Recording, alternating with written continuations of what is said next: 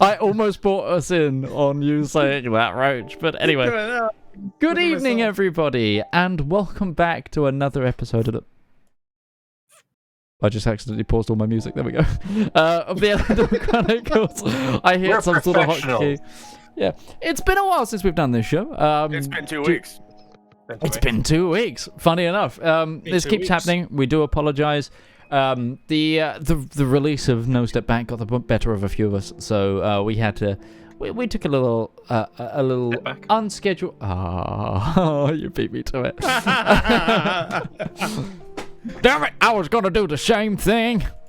Too slow. Yeah, I was way too slow. But we're back. But before we get started tonight, might as well cover a few things. Just as a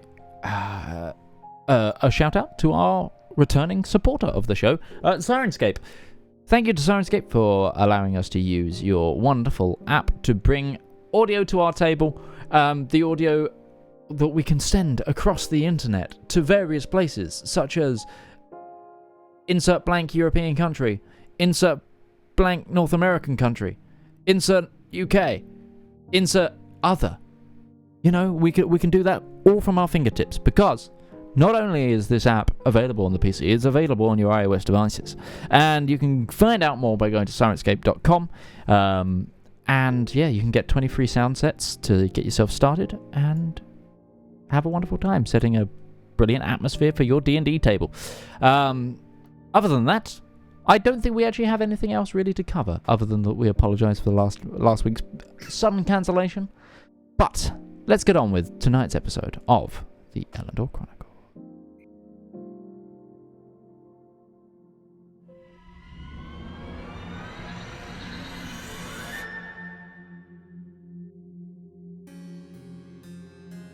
We stand together, foes, friends, and unaligned, to set right a world for the mortal kind.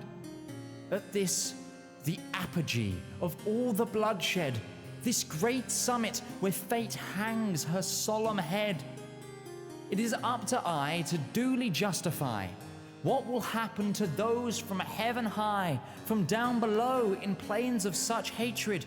From fire, earth, air, and water created those of fey and bewildering wilds, even to us, which divinity doth smile.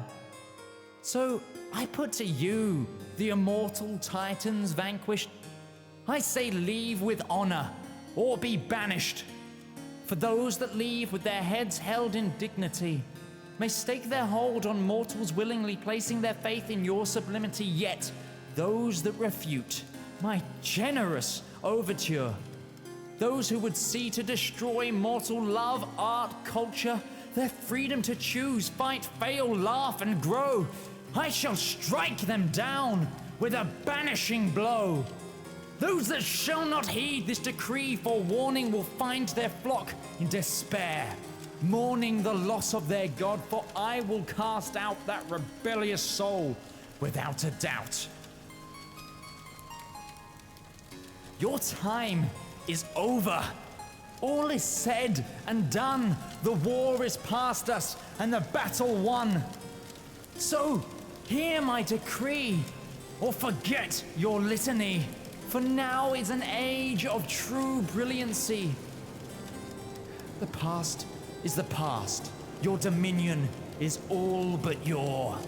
Now is the time for Elendor.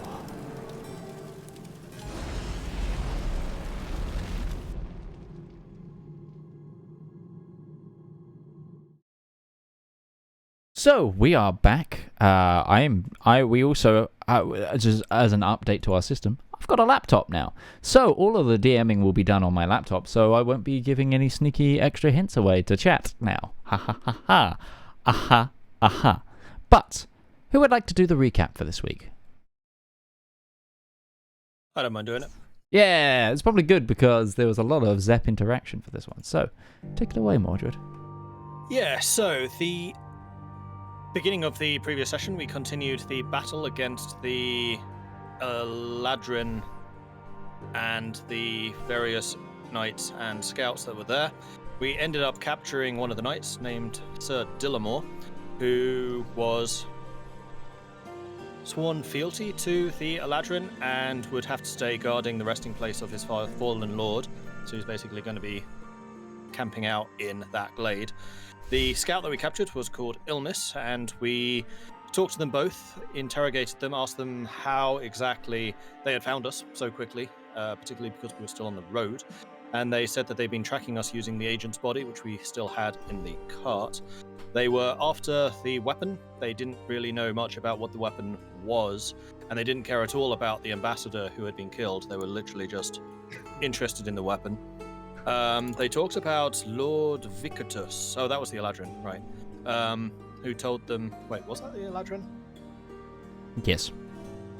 Yeah, okay. So Lord Vicatus, the Eladrin, was looking for the weapon of great power, which they could identify when they saw it, but we're not 100% sure if any of them actually did. Zepp, on the road onto Soles, made Ruby a blender. So Ruby now has a blender that she can use to blend stuff. Right, yeah. Started turning the third... All of these notes are about Zepp, I'm sorry. No, it's cool. Turning the third cart into a workshop. We then arrived in Solace, where we identified the Skyspan ship belonging to the company that Zepp works for and is from, called the Geist, which is captained by Marcus Kopenar, who is a later middle-aged man who Zepp knew from a previous campaign. Marcus has agreed to transport us to Crystalhafen, so long as Zepp takes any flack for the ship leaving without its cargo, because we basically asked them to dump all of the grain and ship us to Crystalhafen as soon as possible. Marcus does know who Johanna is, and he told us that we have no need for pre-travel documents. All of that can be done in Crystalhafen when we arrive. Correct. That is an ace little summary, and you can have yourself some DM inspiration for it. So, yes, we left off with the party in the evening, boarding a Skyspan ship and sailing out into the Dawn Portal Basin. Party, just because we didn't cover it, how are you proceeding with the ship? Are you just acting like passengers, or are you keeping very to yourselves? I imagine Zedaar would just be kind of minding his own business. Okay. Acting as a passenger. Wouldn't see anything wrong with that. More Vigilante. important. Mhm. I'd be in the Vigilant, but middle, still. away from the side of the ship. I don't want to be seeing waves. Good, Sure, good sure. away from the side. Yeah. Ruby's probably on the top deck, just watching the ocean, watching the skies, enjoying the open breeze. To describe the ship Vigilant, as well, it's very much like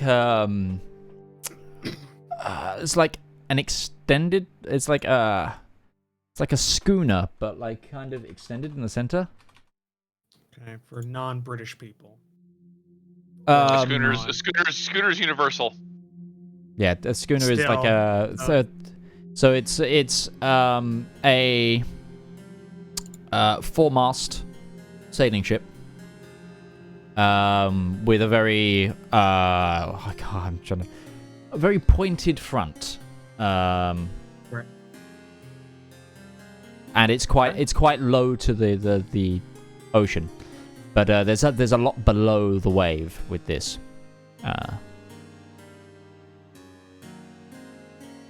It's Probably like with the crew. Sorry. Yeah. It's like a schooner on steroids. It's very low to the water level, but below the water there is a large hull to this ship. It's meant for fast, not deep sea travel.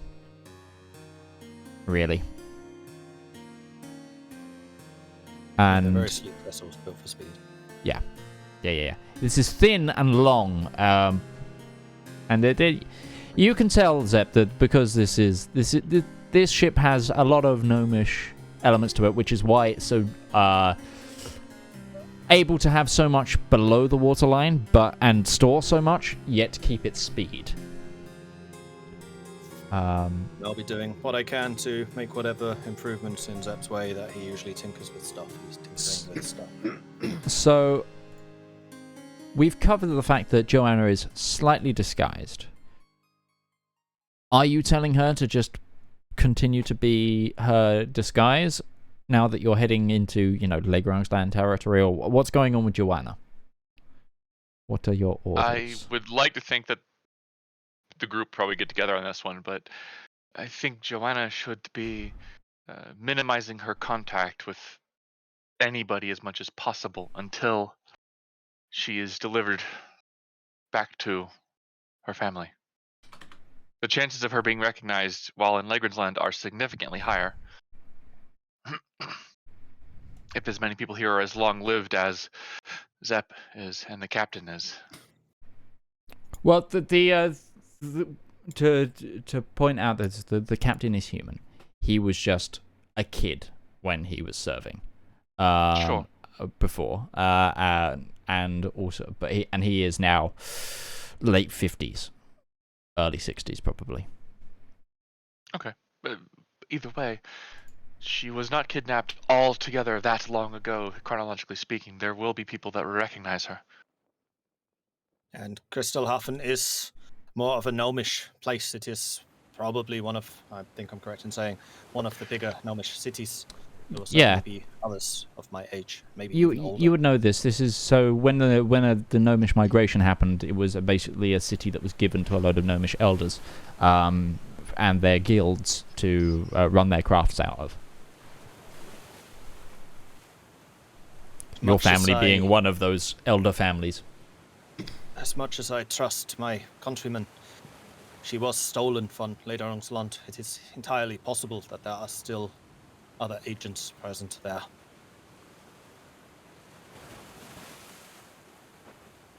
Well, I would trust my own family, of course. This may not necessarily be true of other people.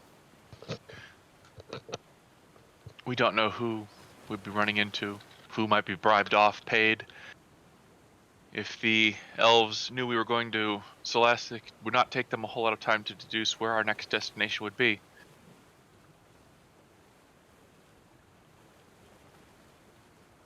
We should still be alert.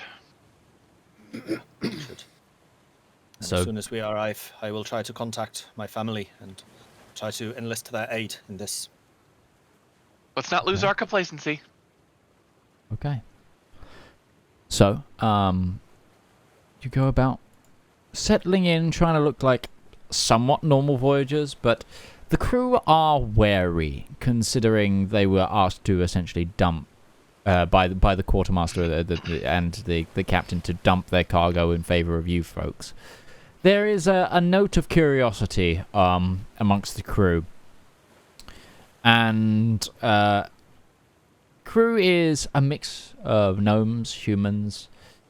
Also, notably, there is one Minotaur, also, who seems to be, that's the correct pronunciation. Yes. It's not a Minotaur. No, it's a Minotaur. See, one of those sounded right. Let me guess, you also say aluminium too, right?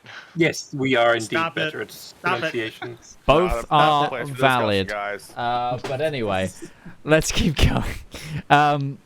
Who he's mainly doing a lot. You see him. He's not like a ranker in the crew. He's not like a ship's officer or anything. But he is a well-respected member of the more casual crew, because he's of his strength and he's lifting a lot. And he does where there are like some of the gnomish seamen are more the carpenters of the ship and doing the more logistical elements. He's doing the hard labor, but because he's doing a lot of it, he's. You don't know. You could go and inquire. But you see him, it's like he was the one that essentially offered some counterweight on the ship and helped tie up the crane that helped get your cart inside the ship. Like almost single-handedly, this behemoth of a Minotaur, grey fur, and like a flowing. Loose flowing shirt. It's like he doesn't seem to be armed or anything either, but he is just a prime specimen of a sailor, and he's well respected. And you without even getting to, so like you catch him like quieting some like whispers in the crew, and he's like, telling them to get back to work. He's very focused on the job and hard labor and keeping on keeping. He might be an asset to he might be like well trusted by the captain and stuff, that he might know slightly more, but he's using it to your advantage and trying to get the crew to not focus on these weird individuals who have taken over their entire shipment.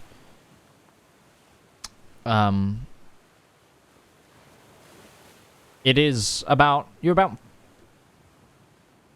you set sail Sorry, just a reminder for you. Did you want to set sail as soon as possible, or did you wait until the morning? I can't remember. Sorry, it's been 2 weeks. I think we were out that night. I think so too. I think you went as the sun was setting. Yeah, because we didn't get any rooms. I remember that. Yeah. Okay. So a lot of the hands begin to go to their bunks, and the ship quiets down. Watches are set, and the captain invites you all to his cabin for a meal at the captain's table. Graciously accept. This is looking forward to it. Okay, and those of you who want to go, you can do. Yeah. If we're all going, of course. That's fine. Cool. Johanna, I take it, will also come. Sure. Because I doubt you want to leave her alone, unless you're leaving her with Braun. No, I would say that they would come as well. Okay. This is her first opportunity, and doesn't seem so long for her, but it is her first opportunity to see other countrymen other than Braun and myself. Okay. And you are met, and Marcus is there. He's pouring. He seems to be pouring wine as you enter, and at the table as well. He's not one of those captains who has, say, a servant deal with the meal or anything. Of course, they cook it, but anything around the table, he's just kind of hands on. He's there. You also have the quartermaster at arms of the ship, who is another human, slightly younger, and looks to be. He's got like a scraggly blonde beard and hair, tied back into like a sailor's knot ponytail.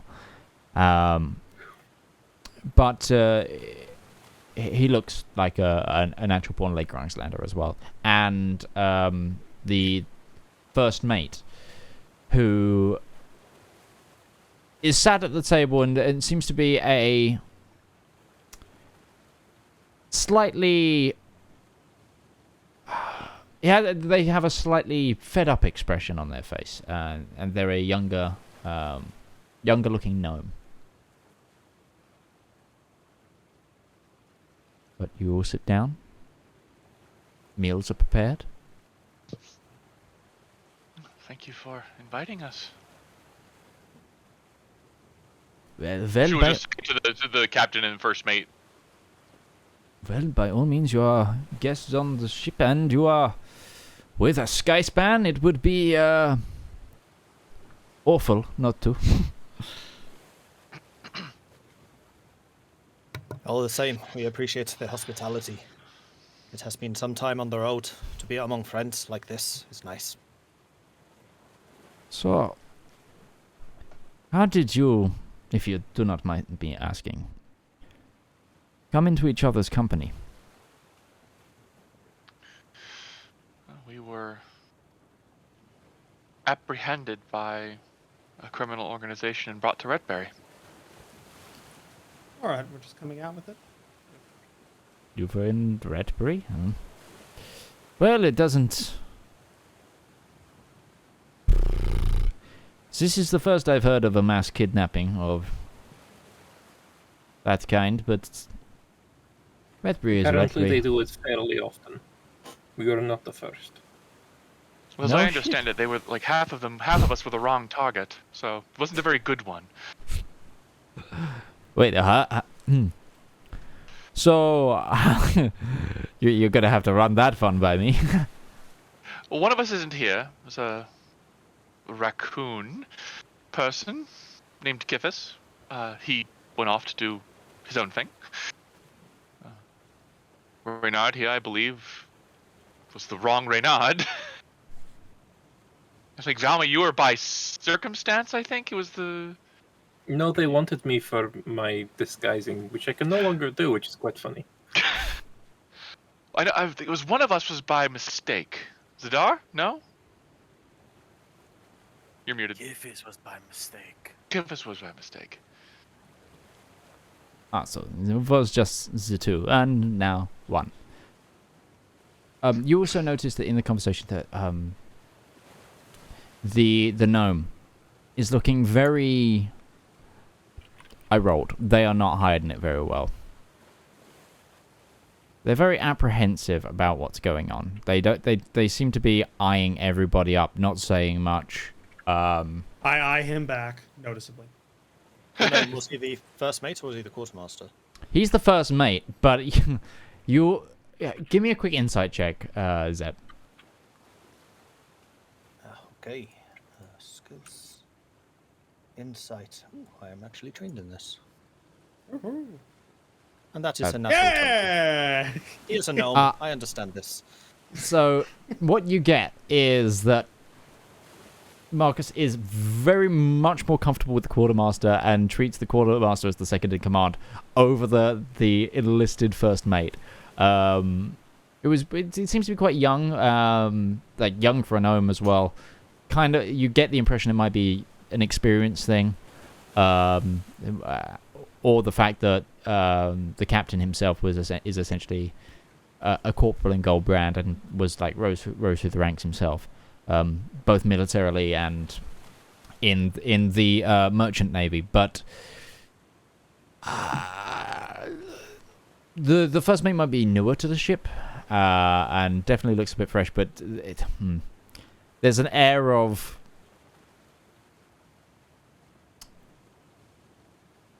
pride that is getting slightly stamped on with this gnome. Okay. And through a confluence of events, we ended up here. A lot of traveling. That is a fair journey. You've made very good time. We have But- made a few contraptions to help us on the way. You're a Skyspan, I have no doubt with that. I am curious, Marcus, if you would enlighten me as well. Your own crew is quite eclectic. I saw out there, for example, a Minotaur. Would you please tell me a little bit more about yourselves and how you all were assembled? Well, you know me. I've been with the company for many years now.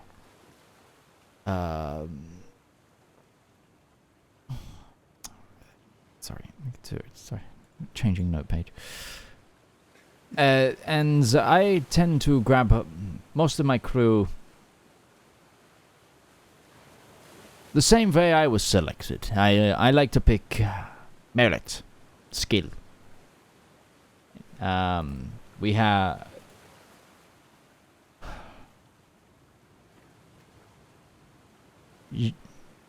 I was about to use that name, but I've just realized it sounds like a different character, so I'm gonna change that name there. Go ahead. There's nothing bad can happen from having two characters of similar gender and name. No, that it's never not, leads up and later in the campaign. No, it's more like it's a character from copyright outside. I just realized okay. those letters together made something that I didn't realize it made.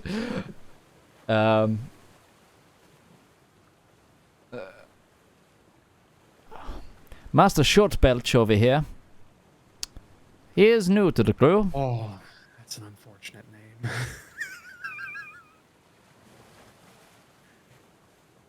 Ahead, But Wes.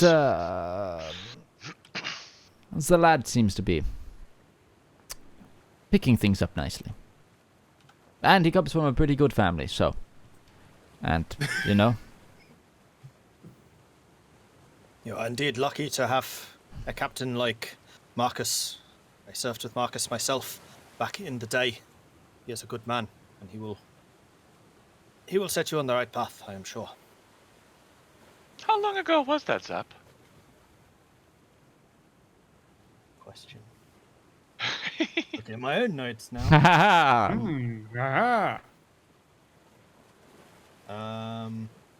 That would have been close to 60 years ago. Then Yannick here. Well, Yannick is.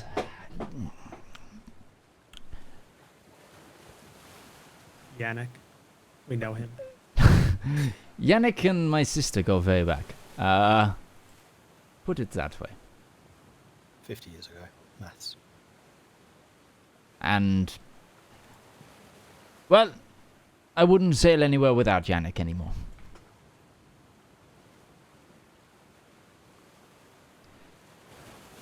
Yannick pipes up and says, well, I don't think he would sail anywhere without me anyway. Somebody's got to keep an eye on all the logs and, make sure the contracts are fulfilled. Never very good with paperwork, were you, Captain? What can I say? We should enlist your services ourselves. Paperwork has also been our downfall more than once. You better not take him away from me. I need this lad. He says lad, but Yannick is clearly in his 30s. But you eat your meal. It's fresh food. It's a lot of. It seems to be roasted vegetables. They actually have a choice of fish or meat or of beef, where was your options. Or just the vegetables, if those of you might be vegetarian. I'm assuming. I'm assuming there's also, since these are essentially just gnomish Germans, there's also probably just a big helping of sauerkraut to stave off scurvy. Yes. Well. Oh god, no, that was on the table before the rest of the food arrived. Of course it was. That's just centerpiece. It's more of a Lederungsland thing. The gnomes themselves would be more Dutch. Yeah. You still like sauerkraut. Yeah, no, that doesn't really change that. But a lot more chocolate and. Meals, they serve you bread before the meal. This is just sauerkraut that they shovel out to the table.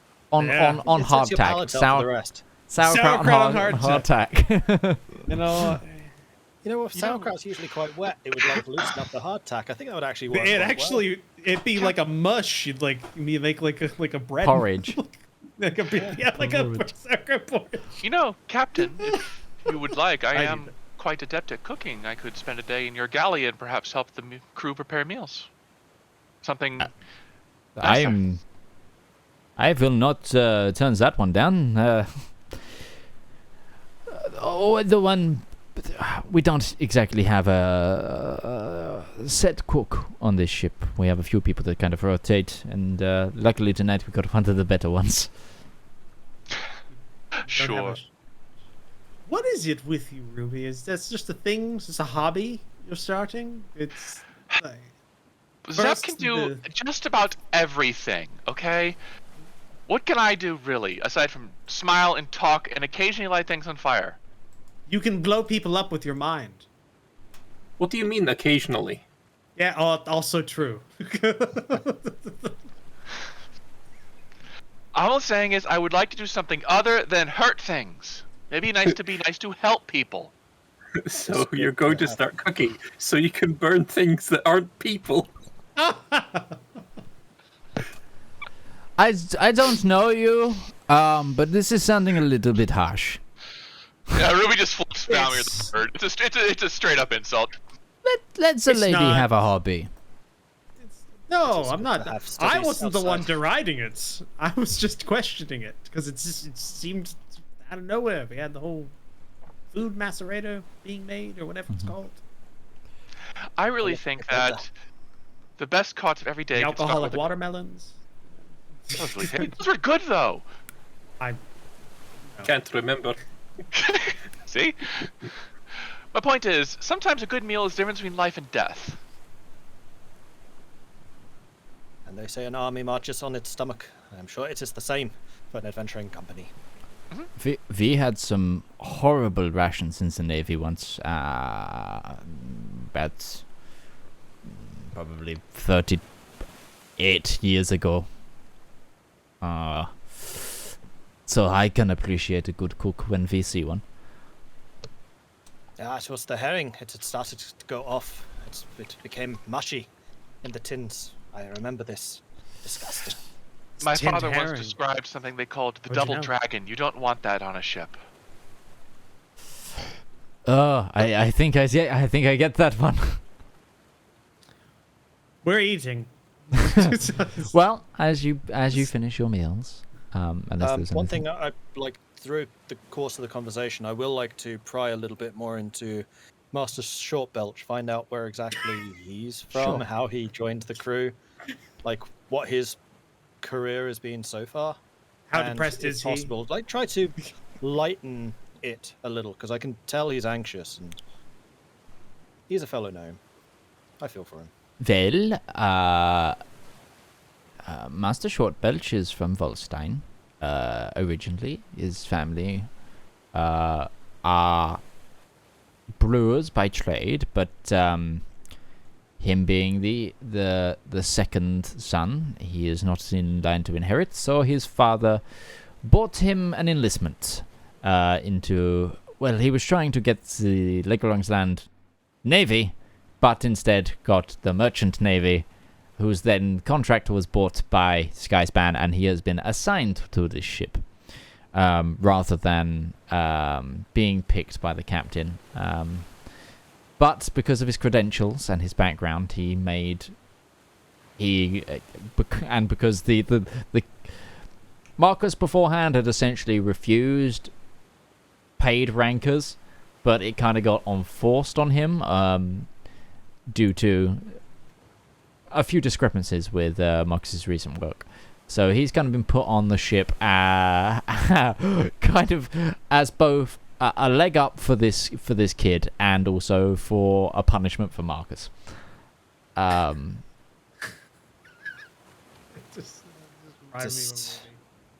It is often the way of people joining crews like this. I myself expected to be placed in the Stallegion, but ended up in the Luchtlegion just because of the machinations of the family. And that is, of course, where I met Marcus, so it ended up fine in the end.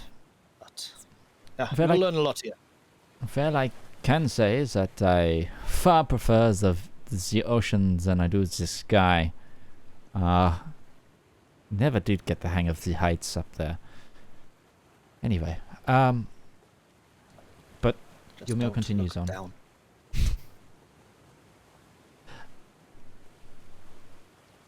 I feel we need to have a discussion as the group.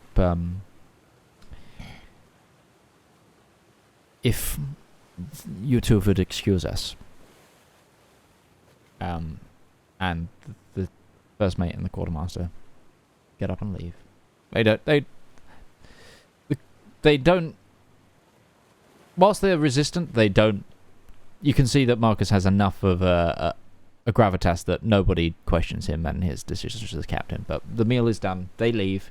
They go about their duties. And As they're leaving, I will call out. Remember, a crew is kept happy by the beer that they drink. This could be a good thing for a brewer to know.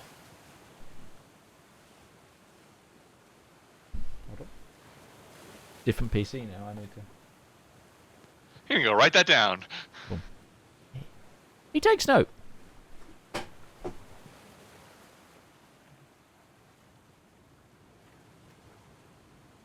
But can see once that the door one. closes, oh, that's fine. That's fine. But I didn't. Why are those rolls not hidden anymore? Ha! you're New on a tech. new- New tech. Yeah. But Been 2 anyway. weeks. New Been tech, 2 I weeks guess. and new tech. Who this? So, may I be the first to say, it is an honor. He's looking directly at Johanna. Your Majesty, that you be returning to us after so long. I was but your age when the state of our nation... Well, when I learned of what happened and how the state of our nation turned so quickly.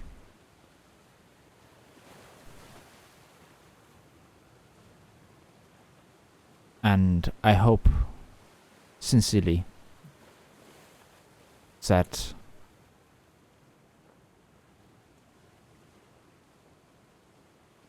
you find your home to your liking. And then he switches to Legrangslander. And I'm just gonna say in English because there's at least 4 people in this party now that kind of understand it. No matter what happens, that's fine. Because you can ask as well, but it's no matter what happens, there are people in this nation that will give their all for you, time and time again. All you need to do is ask. And then he turns to the rest of you. Is Brooch still muting his headset? It was literally a 1-sentence thing. He's now turned to the rest of you.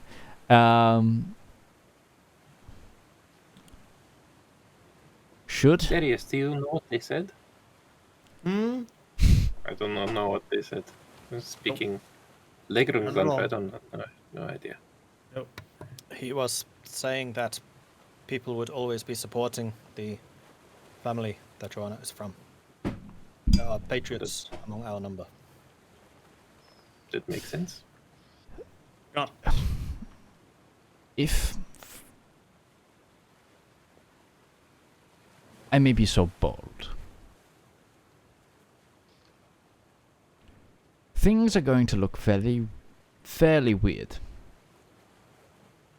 That after so long, a random group has come across Her Majesty. Good intentions or 9. If things go south,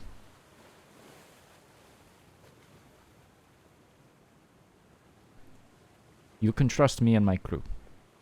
If you need to leave, for whatever reason, I will try to stay in port for as long as possible, should you need me to. Just say the word.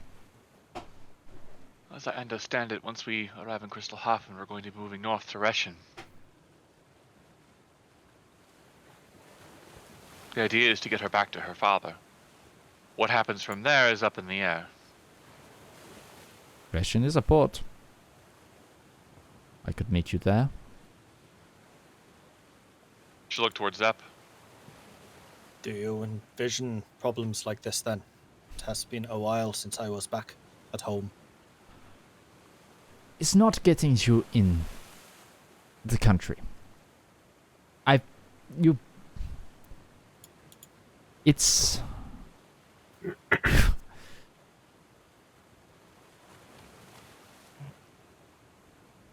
This is going to explode, no matter which way you look at it.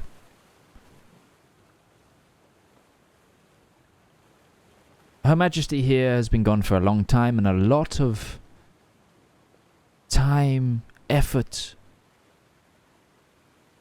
political power that's been put into finding her. Then there's the way she went in the first place. That was our concern. We don't know ultimately who was responsible for capturing her. And though I will bear no false words against the king of your country, the leader, excuse me. It could have been him, it could have been the elves, it could have been Kai Teng for all I know. One thing is for certain. I do not think it was the Duke, but that's just my take. We don't know for sure. outwardly that man adored Johanna. Her Majesty. My apologies. Was my take as well. He expended an awful lot of state resources trying to get her back. I do not think he would have done this had he not cared. But we also don't know how things have changed in the last 60 years. Yeah. And it does... This is one thing that Mordred doesn't know, Zep probably would. Like, what is the state of the succession now? Because she was the heir, wasn't she? Yep, she still is.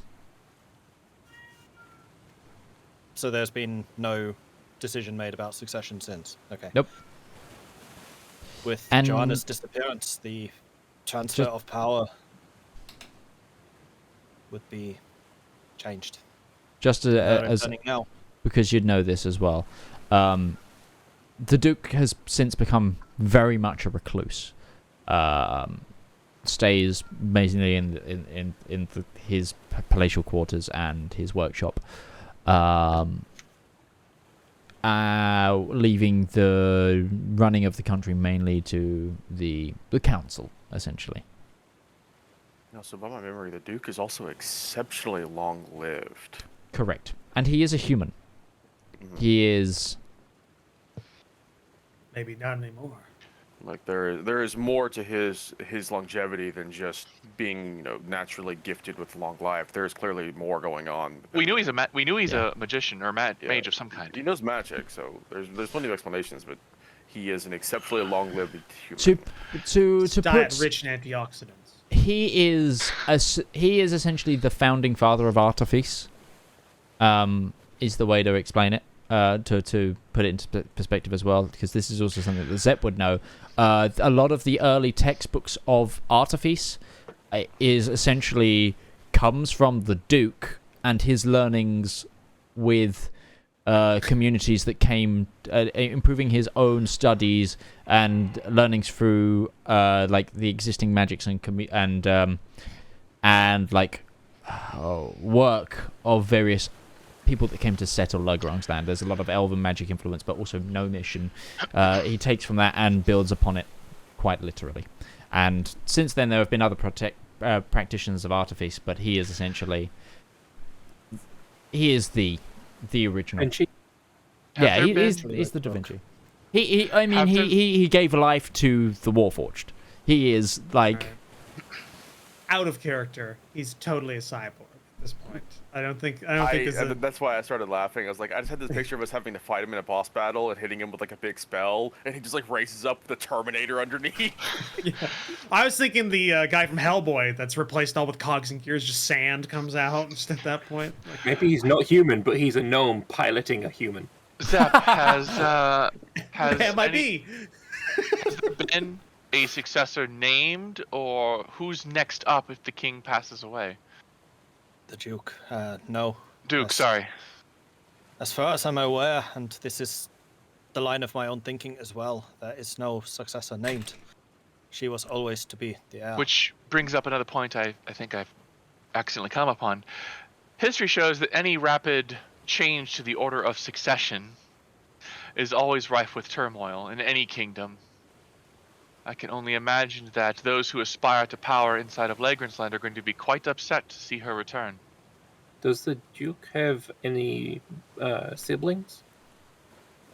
I will answer that question in a minute, but Zedaar and Darius, give me a perception check, please. The Duke, Zepp, you would know, and so would Marcus. Marcus, though, leans in and says, the Duke did have siblings. He was the youngest of 3.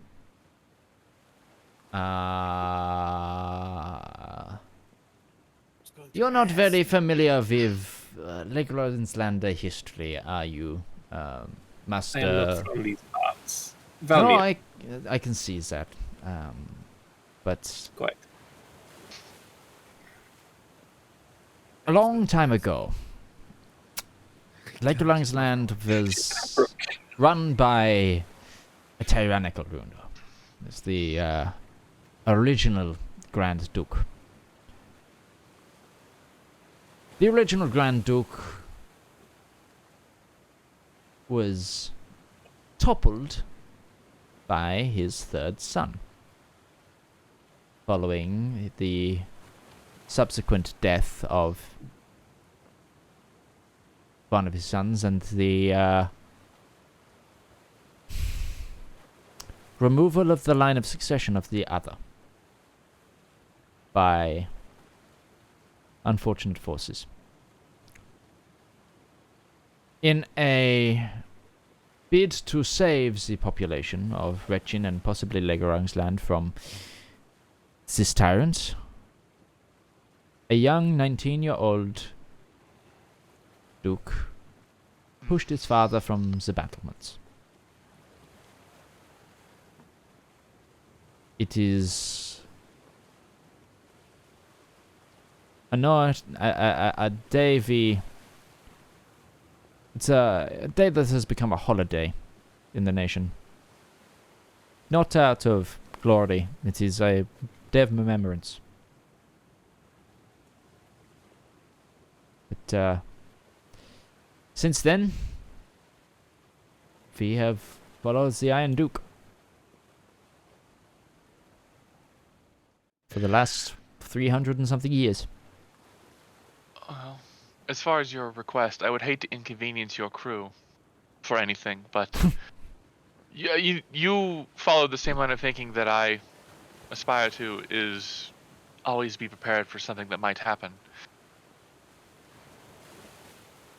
My better judgment says that something is going to happen. My hope says it won't, and we won't need your assistance. But it is best to be prepared and not have to worry about it than worry about it and not be prepared. With what little clout I have left at the Skyfire Company, I can probably buy you 3 weeks where I can be wherever you need me to be, before I need to start taking contracts again. Lest Master Zepps' uncle gets angry. You said also the Duke had become somewhat of a recluse.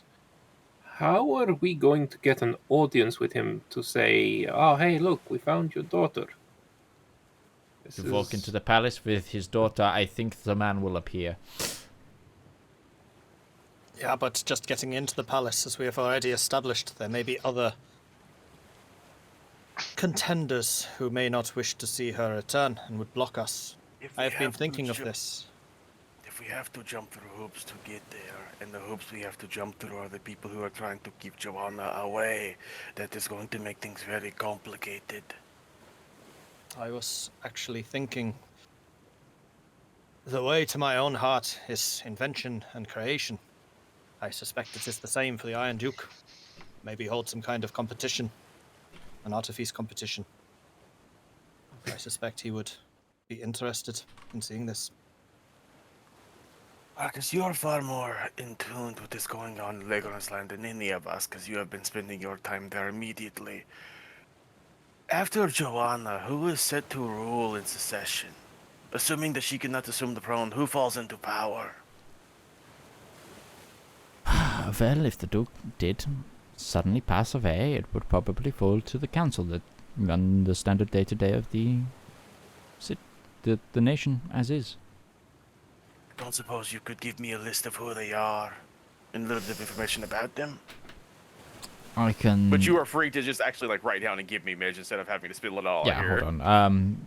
I will... Also, like, this can wait till the break. You don't have to do it right now, because I really asked for a lot of info. I will grab... there is... If you go onto the World Anvil, there is a page about the Festung, which is the council of... I don't know if it's got named characters on there. I will pass you a few of those. I will roll for how many Marcus knows. He's not exactly into politics, so it might not be as many, but that gives you an overview of how the he does know kind of the structure, because it's the same way that, you know, most people living in the UK know what the House of Commons is and the House of Lords is. Not who's in it, but, you know, what they are.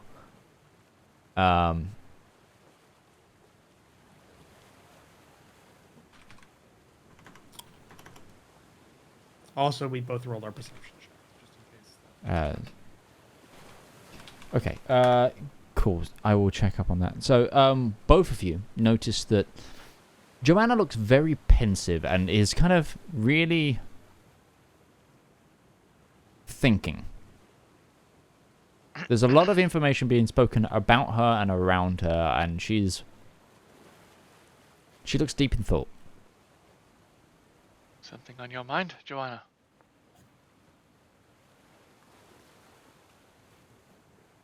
Ruby will say, looking to her. Oh, but that's what Zedaar and Darius noticed. Oh. So, Never mind. but they can copy what you're saying. But if they don't want to draw attention to it, then they do not have to. I was a teenager once. I hated when somebody called out my actions publicly. Oh. I will leave it.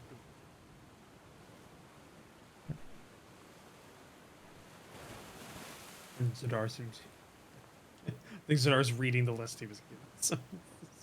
Zedaar is focusing more on he understands that this is he's just kind of not dismissing it, but just acknowledging this is a bunch of people talking about a person almost like they're not here while they're sitting in the room. It's not a polite thing to do, but she is the topic of discussion. So.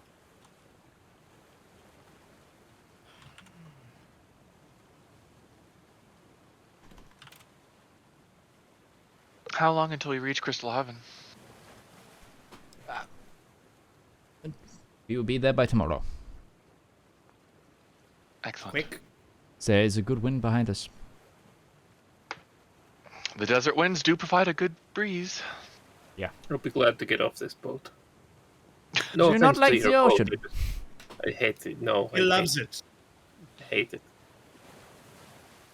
I can think The of no mandatory worse way tour of on dying top than deck. drowning. It's just terrifying. I do understand that. Drowning is a horrible way to go.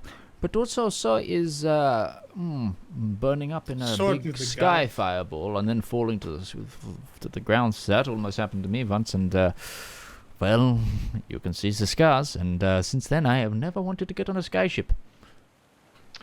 On the other hand, Zepp, one more day you'll be home. Yeah, home. Wait, did you just describe the Hindenburg? A survivor of the Hindenburg, essentially? At least on the way down, you have good view. I don't think it's a pleasurable view going down. I think it's just. Maybe we should change the subject. There are people here who have survived this. Is there anything else you need from us, Captain? No, only if there is anything I can do for you. Well, what time tomorrow will we arrive, do you estimate? Just after midday, possibly. Then I'm going to go peruse your galley and see if I can see what you've got in stock, and maybe by the time we leave, I'll find a meal for us to enjoy. Bad And fish. Ruby will, Just a whole bunch of bad fish. Ruby will get up from the table to leave. Okay. By all means, stay and continue drinking with me and we can share stories, or do what you need to do. Something about being in a tight space just seems to slightly bother Ruby. I will tell him the story about the time that I killed a dragon. Okay, give me a performance check as you try to tell. Start to tell this story. Making me roll things. What the hell? But you're a charisma base, you should be okay. Yeah, but I'm bad at rolling dice. There's a one. Hey, that was a fucking 20. Nice.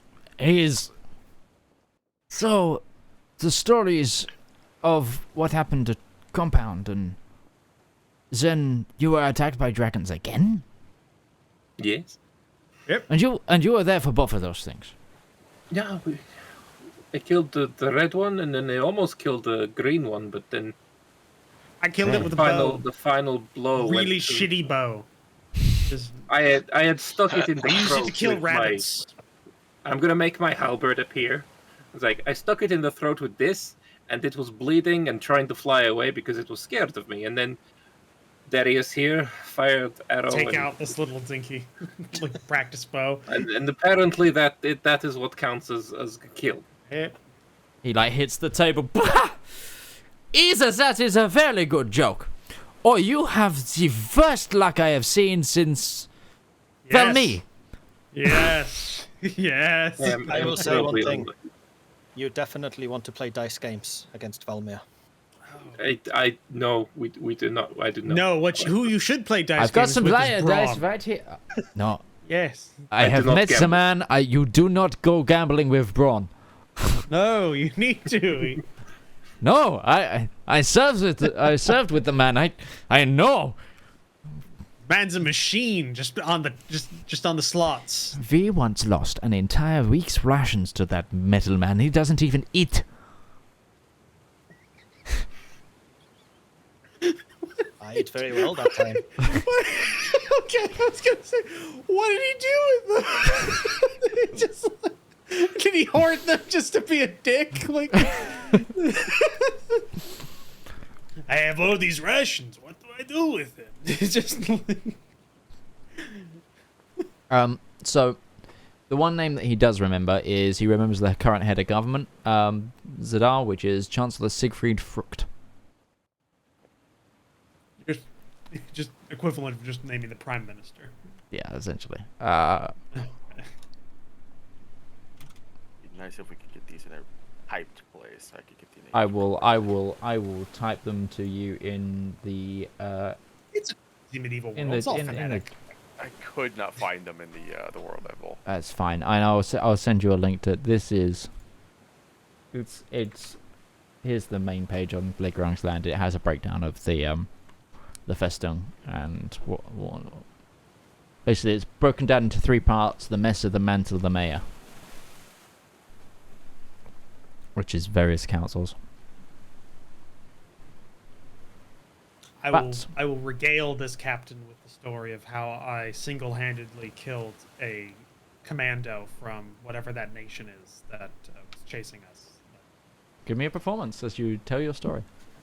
All Or right. persuasion. I'll take persuasion. Okay. It's more deception, but sure. I have a +8 to persuasion. So. Okay.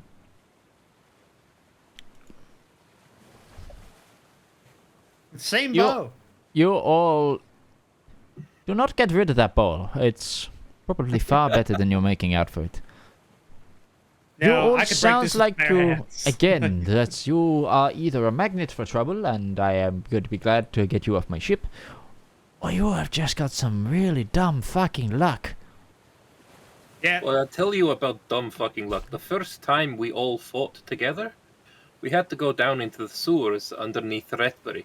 Terrible place. The stench was just awful. Lost a I And can then imagine. and Darius here, well, he got That was punched in the face That by was an the second time we excremental. fought. That was Was the it? second. Yes, because the first time we were following the White Rabbit. Go back. What did you call it? An excremental. A sentient pile of It- shit. Sent. It was a golem. Well, that was an made animated. in the An sewer. animated. I don't want to give it too much. An animated pile of shit. I don't know if it actually had self-awareness. He got knocked out by huge 10, 12 foot 12 tall foot tall. Yeah. golem of shit. Yep. Quite hilarious, actually. Well, And then Valmir almost died in a bathhouse. We almost died in the bathhouse. I was fine. We were both together. We both almost died in that bathhouse. I did not So lose those consciousness. of you who stay begin to drink into the well-supplied liquor cabinet and talk throughout the night with the captain. Is anyone else doing anything in particular? I know Ruby's going to check the galley. The galley, yeah. Yeah. You find a pretty well-stocked galley. You find a lot of fresh vegetables, some fruit, what seems to be salt pork, some fresh beef. It seems to be the same as like the rest of the cut that you've eaten today, or those of you who ate it, that probably needs using pretty soon, or preparing to be stored for much longer.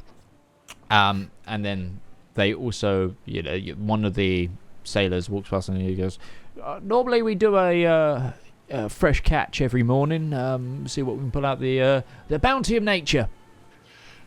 Ruby is going to set aside, looks to be beef strips or sausage if they have it. And of course they have sausage. Yeah, sausage, potatoes, and some vegetables. And looks like what she's preparing is a dwarven cuisine I found when I was in Majwin called Bangers and Smash. Okay. Zedaar, are you doing anything particular? No, I don't think he has much that he'd be able to do on the boat. I will take point to engage Zedaar in the stories at the table, so that he is not left out. So that whatever he wishes to share, he can, and I will embellish whatever he says. If it wasn't for Zedaar, then Darius would have been dead many times over from this excremental. He got, of course, smashed into pieces by this shit golem, and then Zedaar saved his life. To sell my own exploits in extravagant meanings in any situation. All I can say is this: if it were not for me, every single member of this party would have been dead 10 times over already. Probably, except maybe Zepp. Maybe not so, Zepp. You are the one that I want to keep on the ship if shit goes wrong, and I'll get rid of the rest because they seem to be bad omens. Oh, good. Hey, you are not getting Zedaar. We rely on him. You're not getting Zedaar. I don't Well, think Zedaar, do you have a price? I think he has an open contract.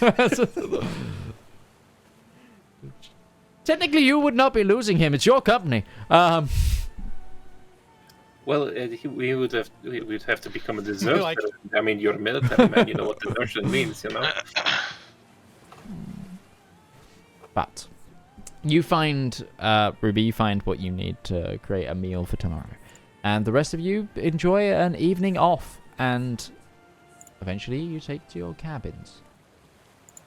Zedaar would check on Johanna after the meal, though. Just to see how she's kind of holding up after all that. She actually, she didn't stay for the drinking. She went out and she just, you find her sat on the, essentially, steps up to where the wheel would be, looking out over the ocean. I apologize if that was something impolite for you, but it seems that, well, I think you can see just how important this is.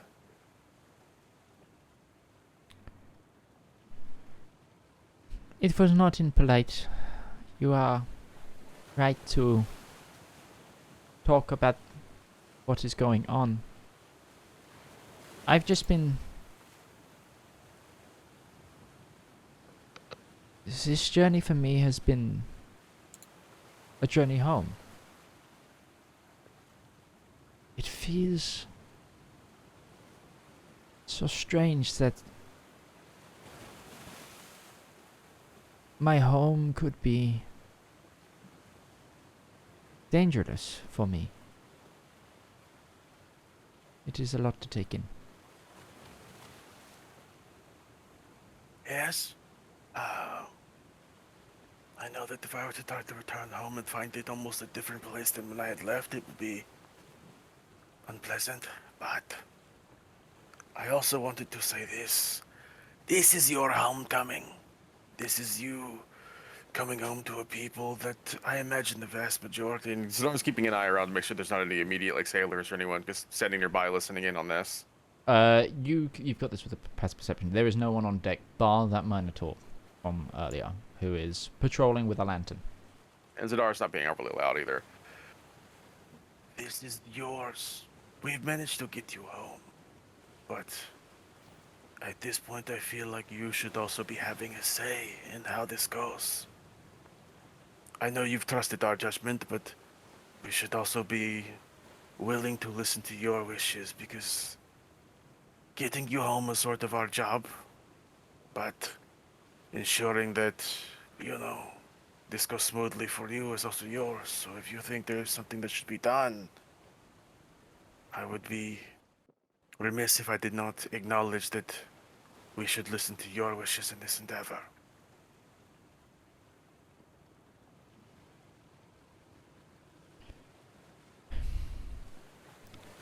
I am happy to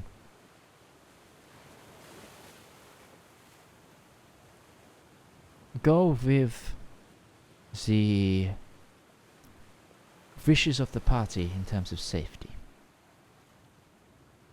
But when we get Rechin, if everything is as storied as people have been saying, I feel like we shouldn't hide. That's how you feel. I'm just saying, no matter what happens, Johanna, we will keep you safe.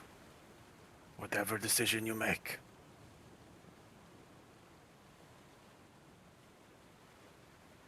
Thank you, Zedaar. Oh, I have something for you. You have something for me?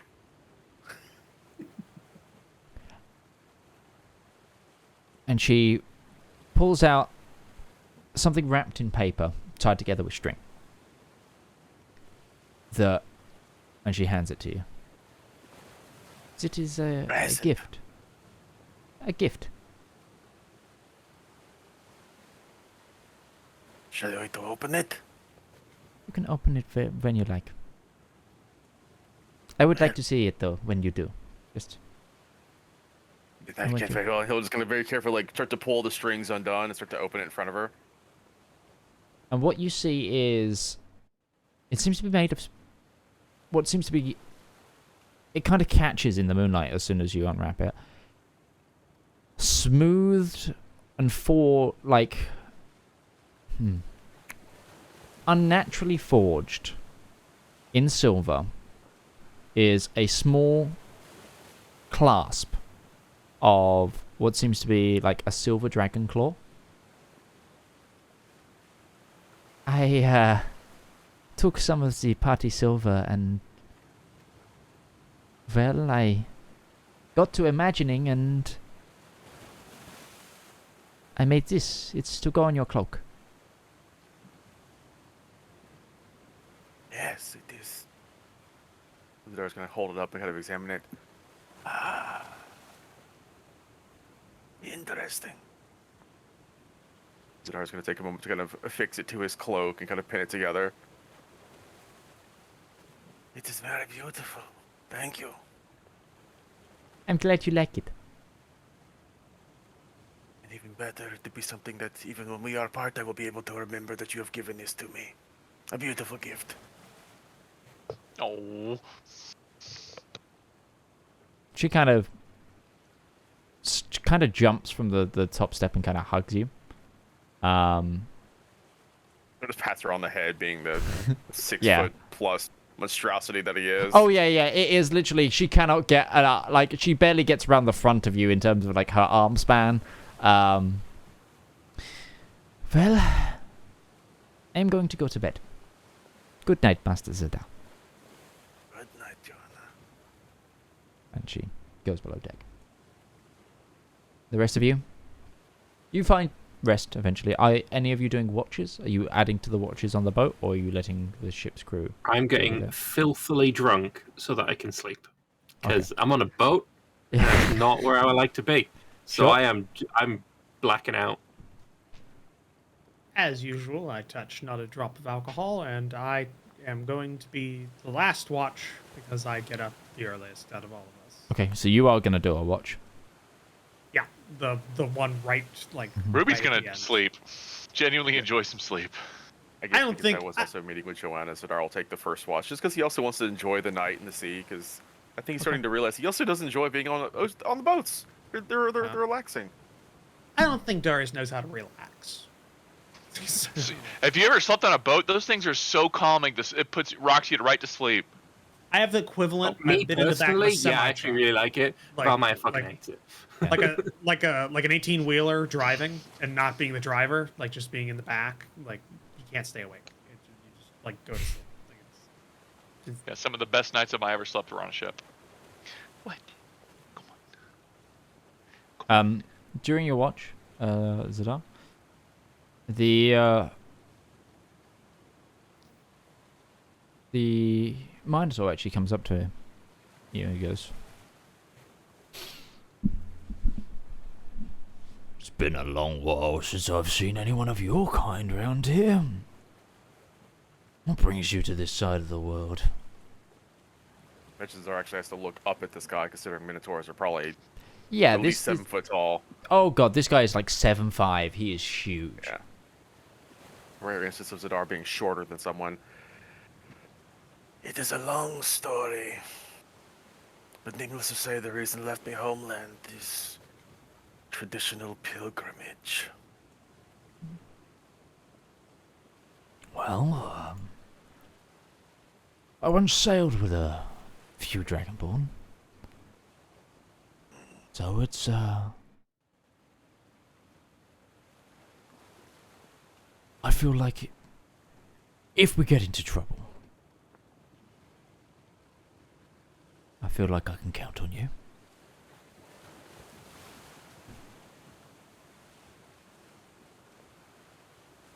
You said you traveled with others? Were they also priests of Bahamut, or what were their predilections?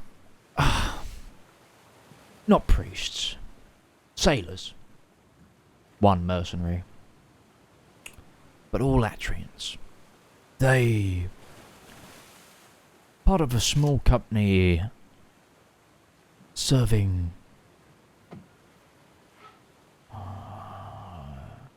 I think they were serving one of the Nardathelian ships for a while and then got kind of left behind by the crew, ended up getting work on various ships in the area. But they ran with a mercenary group called the Unbidden Claw. But I don't think any of them were priests. Fighters, mainly. Warriors. All of us from Atri are so religious, even if it is kind of ingrained in us at birth. I know they got up early, that's about it, but everyone has a bit of a weird sleep schedule when you're on the boat. I just wondered, in your travels, did you happen to pass through Korzak at all? I have to rack my brain to think if we ever went through that area. You as a party haven't, but it would be up to you if you, on your way from Atria to Longreach, travel through the Principality of Korzak or not. I'll have to look at the world map. Give me a second. Korzak is on the east coast of the other continent. It is the big merchant republic there that it depends where you got your boat from, essentially.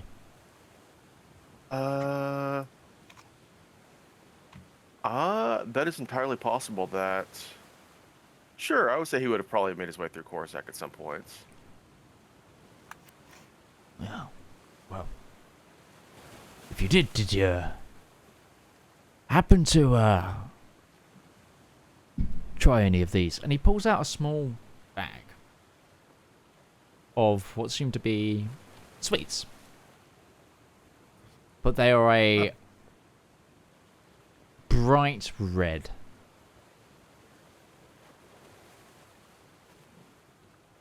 Not that I can recall, but admittedly, going out of my way for sweets was never something I was so good at. Not that I am opposed. Want to try one? He'll take one and he'll try it. Okay. Roll a Constitution saving throw. Okay. I'm actually I've just been given like I think I know what these are. The spicy version of like a red hot. Yeah, I was gonna say it's either a red hot or it's an edible. Like it's one of the two. That takes You're- enough. It burns your mouth a little bit. There's that. This is a boiling, like, unnaturally, like, spicy sweet. And up close, because you've got good perception, you notice that this Minotaur's like mouth is kind of stained red slightly from where he's just been constantly chowing down on There's these. a little bit of swelling on it because the spiciness is just Yeah, causing, yeah, like, yeah, puckering up the lip. exactly. Yeah. It's to counteract the bland food, but you took that really well. Well, I mean, at least some Anrayne cooking is very spicy. A lot of the skilled brethren have a palate for it.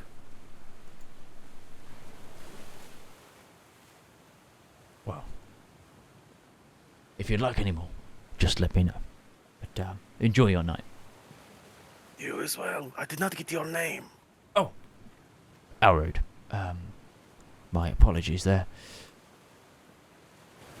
My name is Zedaar made a friend. He's gonna know his name. Fastin.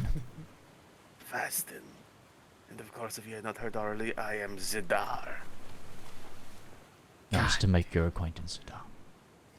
He has a group or shit at being low profile. You're so bad.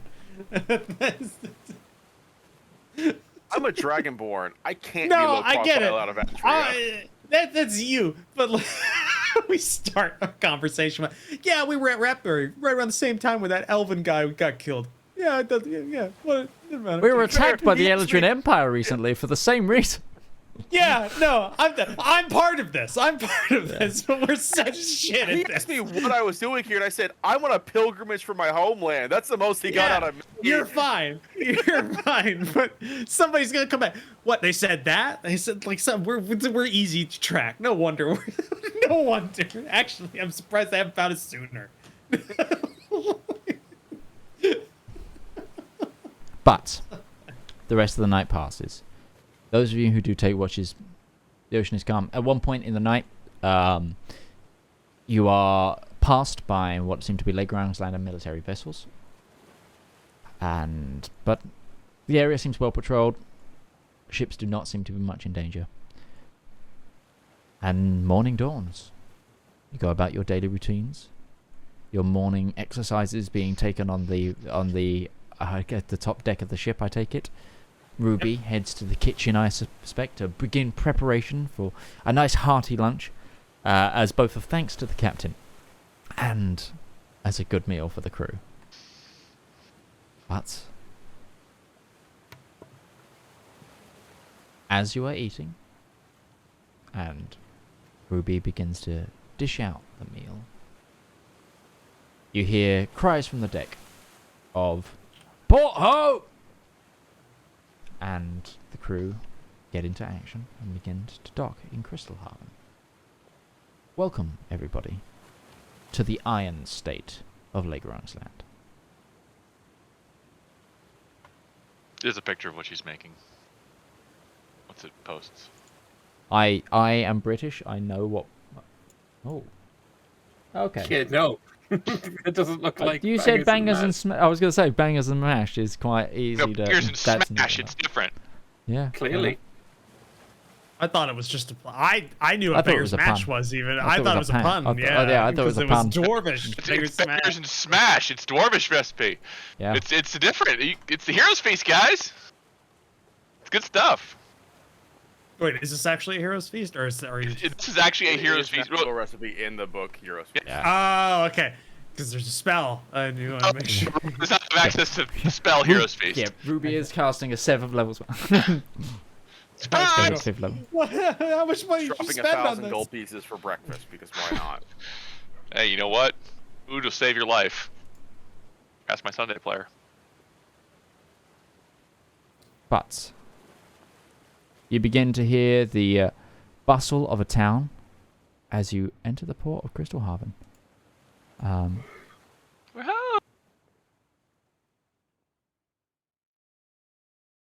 You are, well, for one person, well, 2 people in the party, you are home.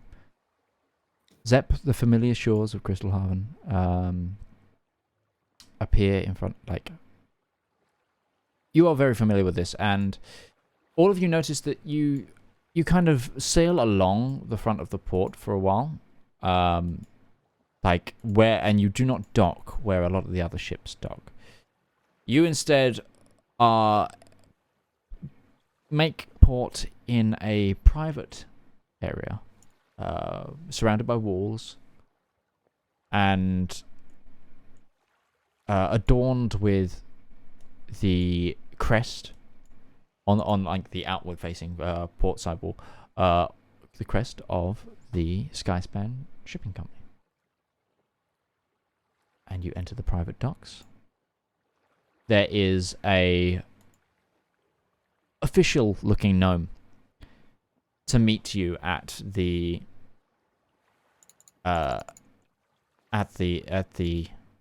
jetty. Looks a little bit perturbed at your arrival, looking directly at a clipboard in both confusion and frustration, but also slight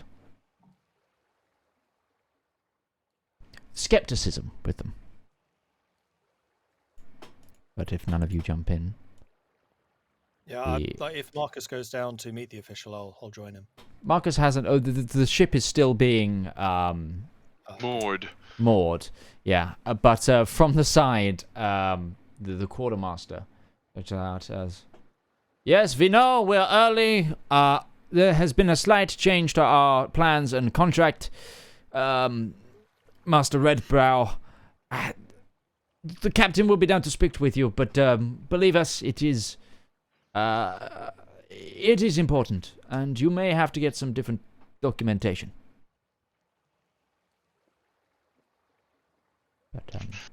But the ship knows,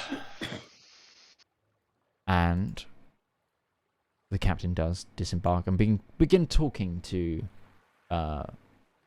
the official-looking dwarf. A dwarf? No, I'm sorry. I got my short people confused. But if are you joining? Did you say? Yeah, I'll join. Sure. I'm getting off that bloody ship. Okay, you're straight off. No problem. Yeah. I won't say anything. I'll let Marcus take the lead. But yes, I'll be there as kind of a yep. We're here. Master Redbrow, I apologize that I had to dismiss the cargo for I had to bring Master Zepps Skyspan home and his party, and they have a lot of equipment. As he turns back, the crane is now lifting the car out of the central hold of the ship, and there is some very important cargo, and we need a number of passes into the nation, as they have an important journey to undertake to the capital.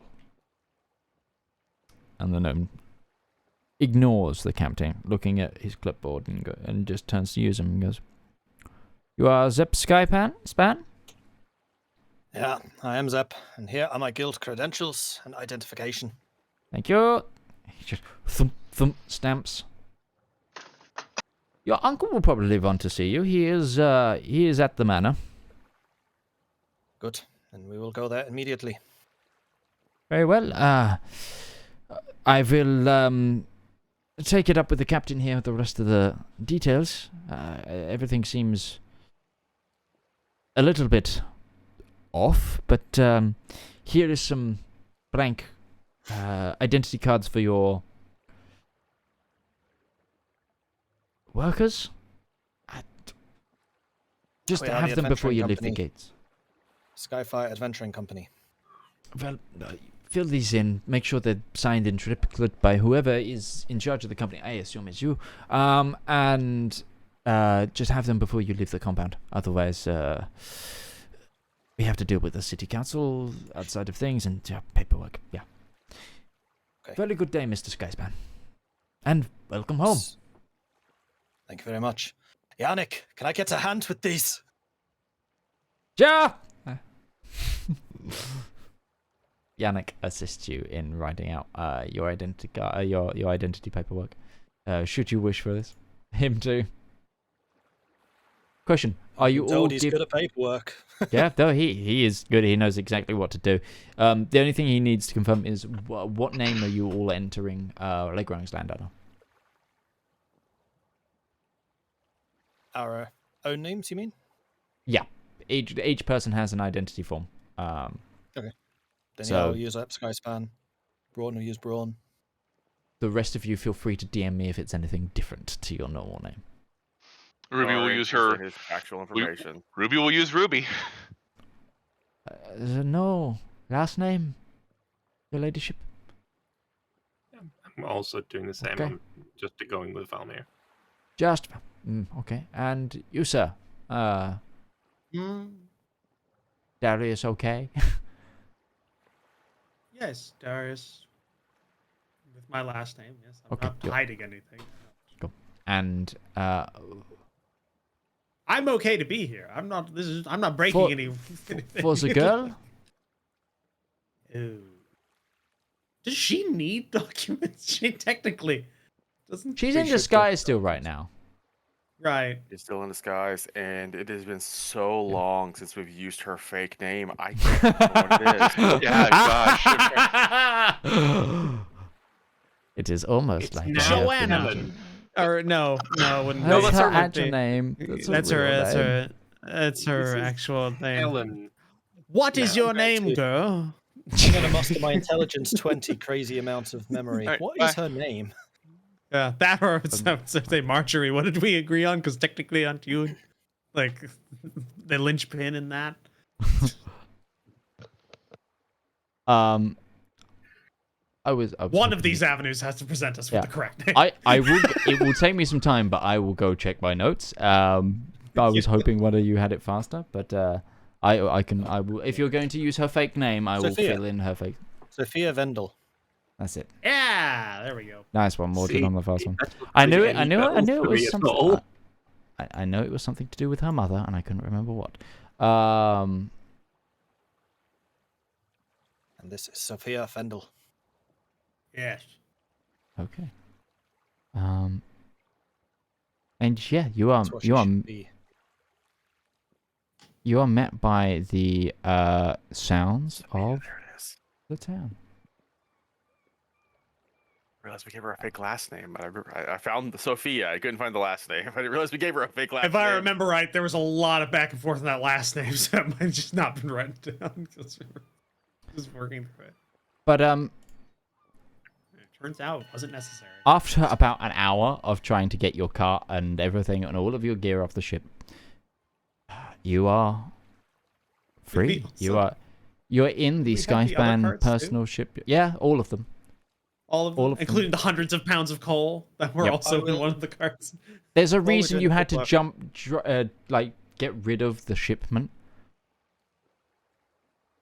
But you were saying, Zep. Yeah, while we were doing the paperwork, I'm also going to write out in writing that I basically commandeered the vessel to get us here, so that Marcus is legally protected. Cool, thank you.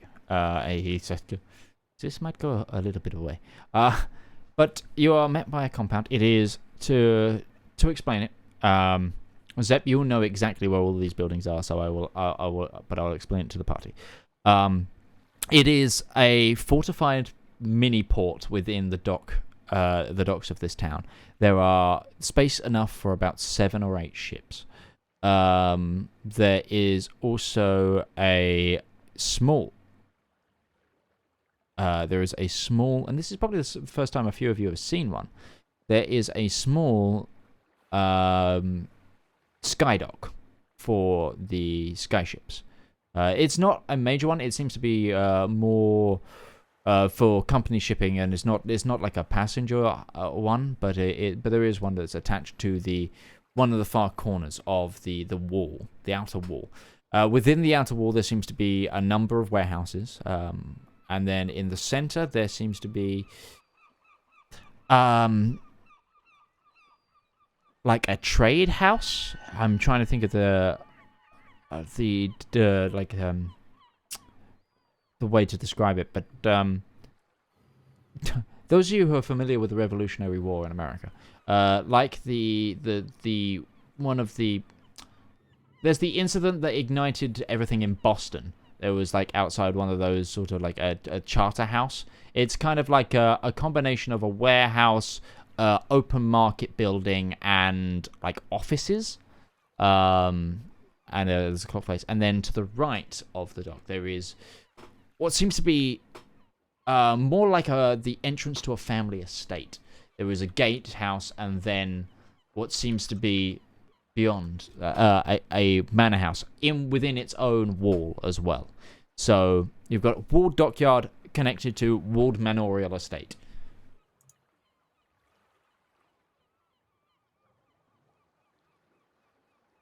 Zepp, your home is expensive. We have been here a while, and I am pleased to say that business has been good for us. Are we free to travel through? Yeah, all the paperwork should be in order, but I should go and see my uncle first. Do you want us to come with you?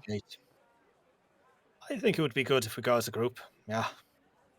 Okay. There's never one I like to meet alone. Oh, one of those. I understand you. Yeah, I get that.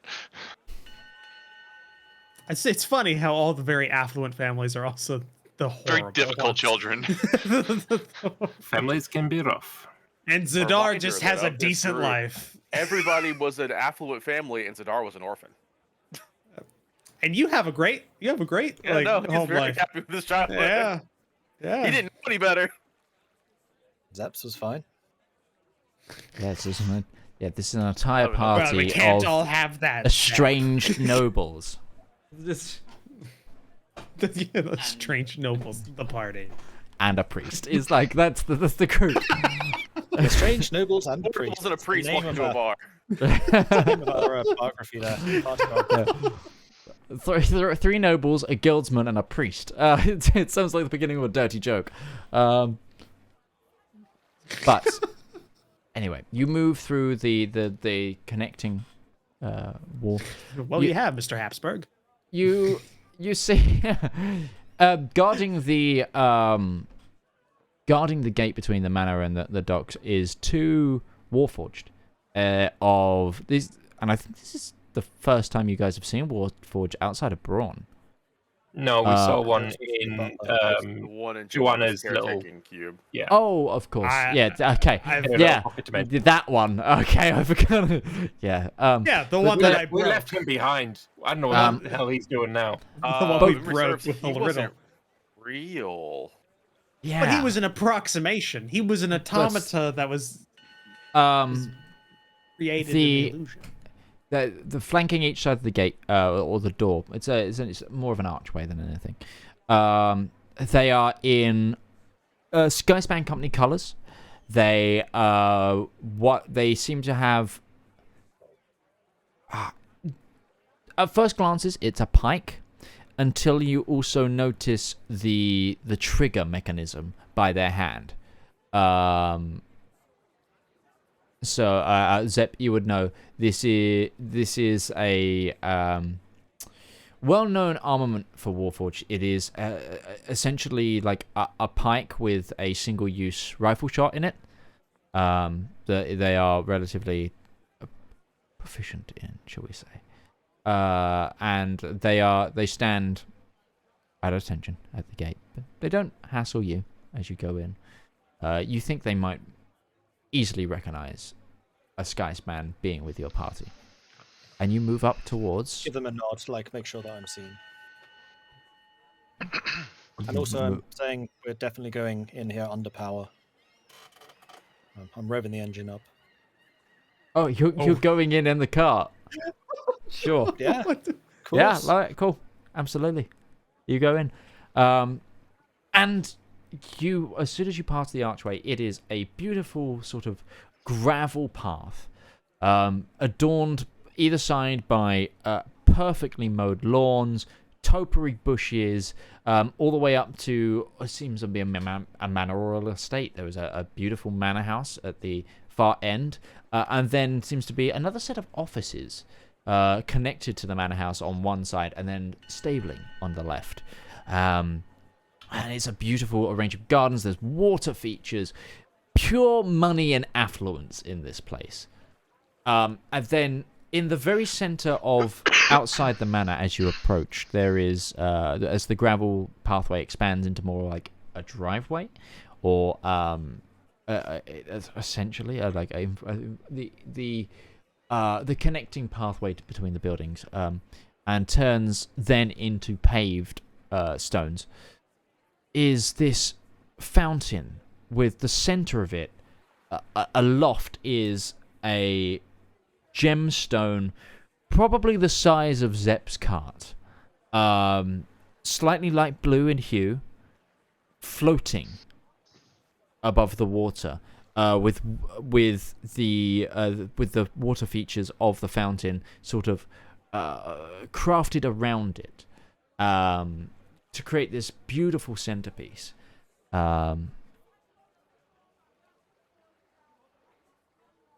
But you arrive, and then as the loud cart approaches... Oh no, it's not loud anymore. There's the silent spell on it.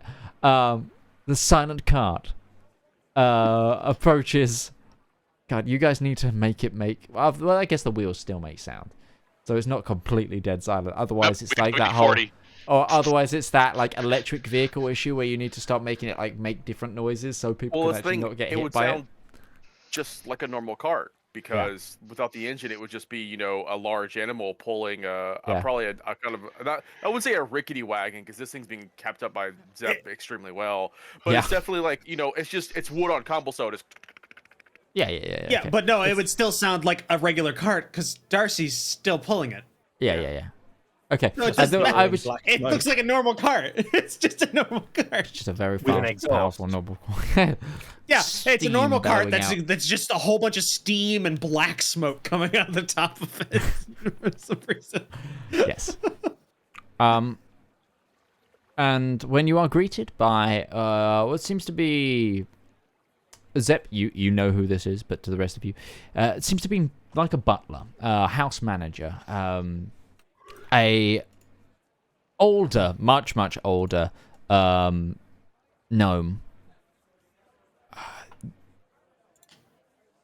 Get my notes for the house.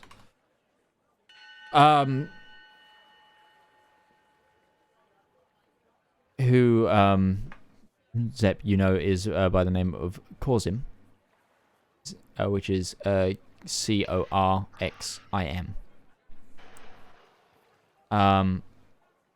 It's kind of spectacles on the end of a nose, looks up at the ear and kind of notices Zepp.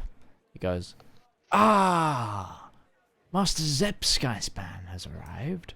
With whom should I... The Skyfire Adventuring Company.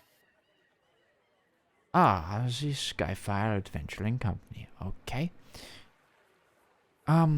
Would anybody like any tea? Waffles? Can I get anything? Waffles? Is that a normal like finger dish provided here? It is. Waffles. It is traditional of Nothing, thank you for me. Nothing for me. I'll take a tea. Coffee. Too, yes. Coffee. We have. I Coffee. will do coffee. We do have coffee. 5 creams, 5 sugars. Wow. Do you just want the cream and sugar? just want some milk? Just want some sweet milk? Is that what you want? Coffee flavored sugar water. Coffee flavored sugar water. I will have some of the house staff bring you something such, and of course I'll throw some waffles in just in case you're curious. That's waffles. Are they Dutch waffles? Yeah, it's are they strip waffles? It's strip waffle. It's just strip no, waffle. if it's a strip waffle, then that's fine. It's strip waffle. It's strip waffle. Oh, okay. Okay, because I was saying, he just don't know how to say strip waffles in common. It might be the case. Okay. But Strip waffles are great. Yeah, I have those. They are fantastic. My tea. Yeah. Best thing of Dutch cuisine. You actually do. I have the same brand. They sell that here. I have 2 boxes of that in my cupboard. Very, very nice. But he says, well, if all of you would like to wait in the hall, we'll have sustenance bring to you, and then the master will be here to see you.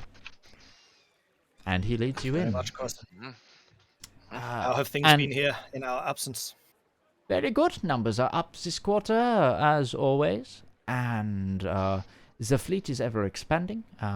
Your father, actually, has just been sent to the capital to inspect some of the construction yards that are building the newest generation of luxury liners for it's a new enterprise that is happening.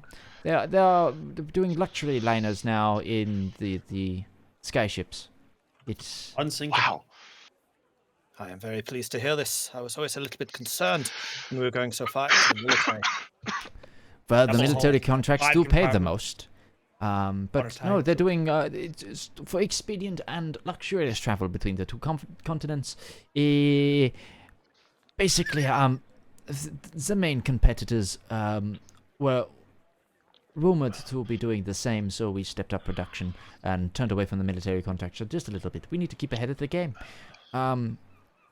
Anyway, all of you, come in. And you are greeted by what you think this manor house clearly receives guests quite a lot. The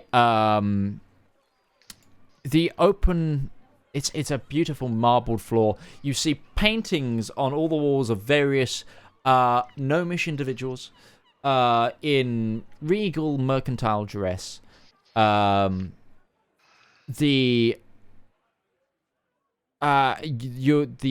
is a very ornate staircase in the center, but also in this area there seems to be multiple fireplaces, places to sit, tables that also seem to be able to take meetings on.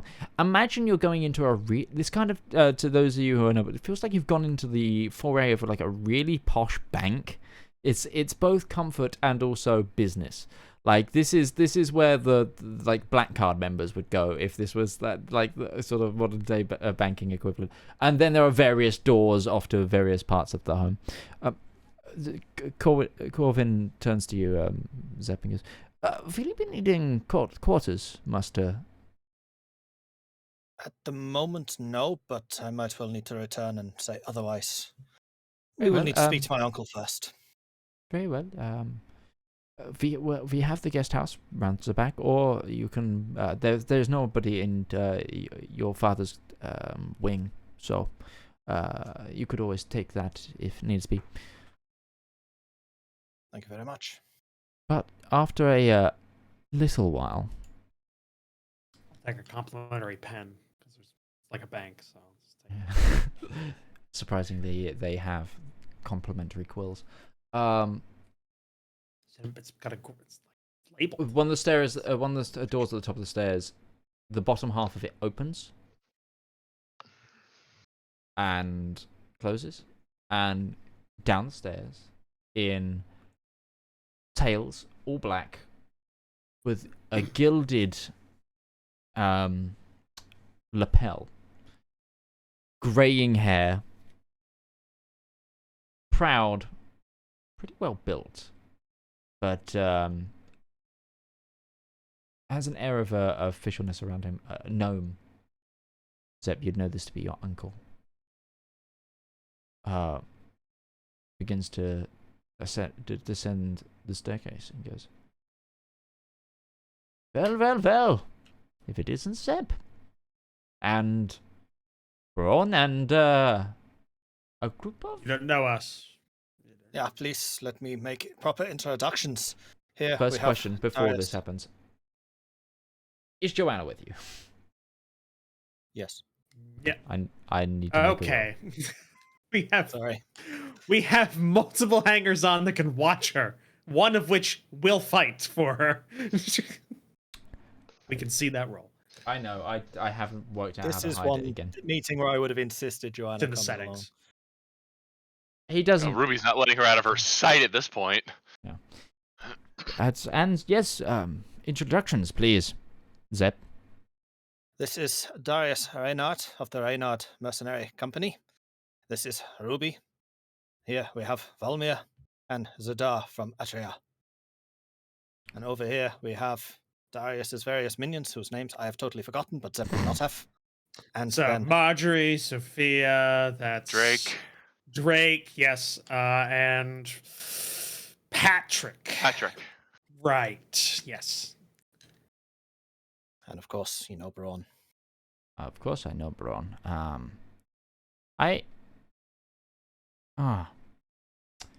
Darius Reynard.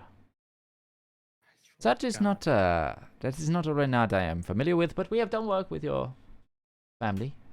Not sure of the relation. I have probably one of my brothers or sisters. You probably know. Or father. Or my father. Well, my father hasn't left the compound in a long time. So. No, I went to the compound like 3 years ago. Okay. I know your father. Right. Oh, Darius. I understand now that you have. I understand why you might want to splash out. Understandably, with a family so large, it must be hard to make a name for yourself. No, quite easy, actually. I'm fine.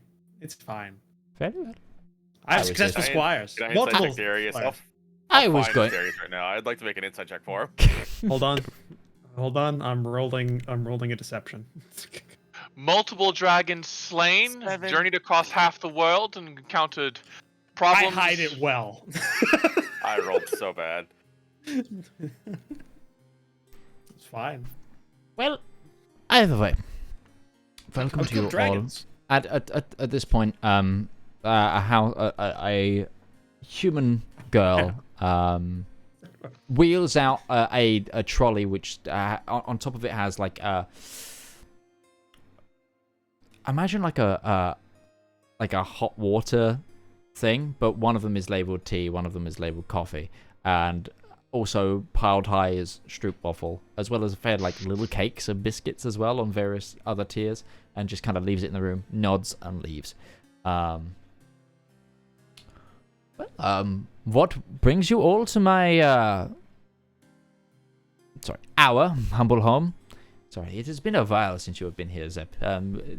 We may have contracts for you if you're looking to get back into work. It could be, but we have something to discuss. But we should do this in your office. My office? If you don't mind. Just us, please. You will understand why when we go. Very well. There you go. Come up with me.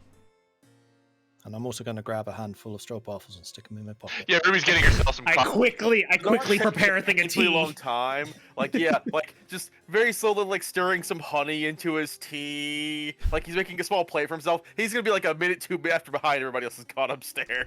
Yeah. Ruby's making coffee-flavored sugar water. It's going to be a minute. Zepp, you'll know where my office is. Give me 10 minutes. I need to put some paperwork away, and you can join me then. Of course. Well, make yourselves comfortable for the 10 minutes, and then we shall head up. I will say to the group. Right. Tea and waffle. Try these. These are excellent. I wonder what he needs 10 minutes for to prepare an office for paperwork. It's a power play. I've seen it in families before. I mean, everything's fine. He was just being polite so that we could enjoy our snack. Who knows? Your families are nicer than mine. Yes. As I've said before, I have no reason to dislike my family. They are strong-nosed businessmen, of course, but they are good people.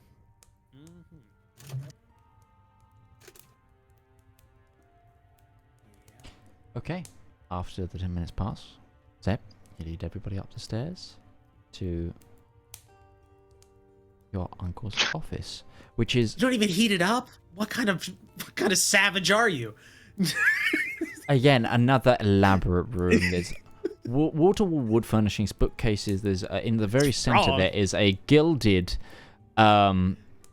globe of the chart. Well, as much of a globe as possible. It's like a naval map.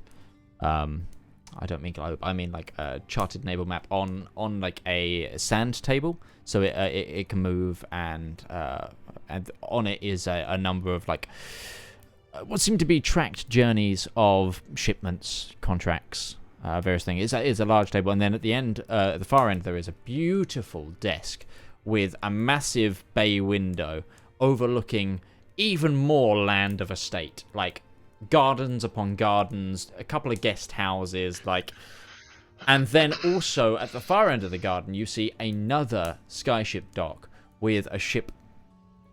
And this is the first time many of you have seen one of the skyships. One of the metal-clad, crystal-lifted sky vessels begins to dock in, wiping the windows. For context, because in my mind, I can't shake this. It just looks like it's just a dirigible. It's just a zeppelin. Now, Yeah, no, it is. talking... Instead of balloon, Oh, it is okay. crystal. Instead of balloon, it is crystal. Okay, all right. So, all right. So we have a whole bunch of Dutch, German gnomes that are also very heavily into zeppelins. Yes. Just wait until you find out the biplane's coming up and next. continually ask for your papers. And I'm before just you ask, pointing out we have some problems here with the accents. And the... this port is the not analogy. called the Lakehurst Naval Port, by the way. Just going to make that clear. Careful where you're going with that, Darius. I'm just saying. Right, carrying on. There's a lot of context that's being... So. If you want to speak to me in here, clearly means you have business for me. Come on in. I'm pleasure to make any acquaintance of any extent of the Skyspan family. What is it you need to speak to me about, Zepp? This lady here is not Sophia. This is Johanna.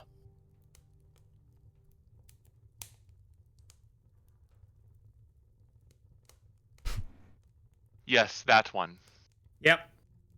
Got He's it. got to be to make another roll. He's just gonna believe you. How old is this gnome? Does he have a heart attack on the table from sheer shock? Like,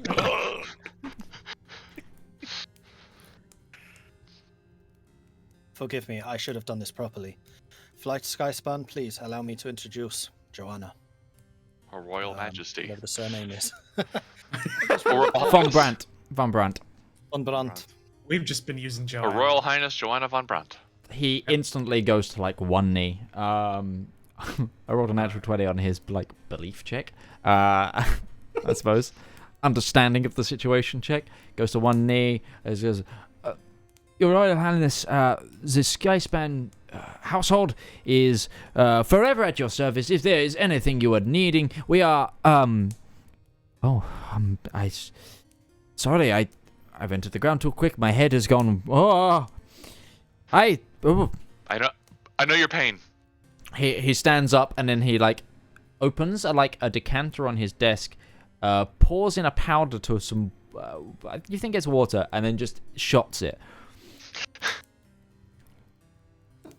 Well, okay, Your Majesty, please, all the time you are here, our house is yours. Explore the grounds. You are completely safe here. I will double Zedaar, triple Zedaar. I'll call people in. Or people not. must not know that she is here. Yeah, she'll raise. Or not. We could keep it quiet. We have been traveling incognito for a reason. There are people who are after her for nefarious reasons. This is why we came here, because I knew it would be a safe place. We need to get her to her father. Even better if he can come here, but I don't think we just summons the king. Yeah, no one does summons the Duke. He was difficult to get a hold of even when he was openly ruling. Was he human? I think he might take offense to that, you know. If he has emotions still.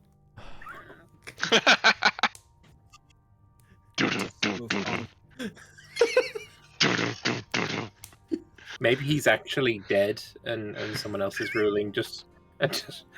It's just an automaton. It's just You see, like go to his desk, open a few drawers, start going through paperwork. Are you looking to get to the capital? Yes. Yeah. Yep. Quickly. And without pomp and circumstance. Well, we are... Hey, how about that? I point to a skyship that's right there. That's actually on the way to the other continent. It's fairly hard to reprogram the routes for those things. With such the larger vessels. We have a smaller skyship arriving this afternoon, going to the capital. It is meant to be.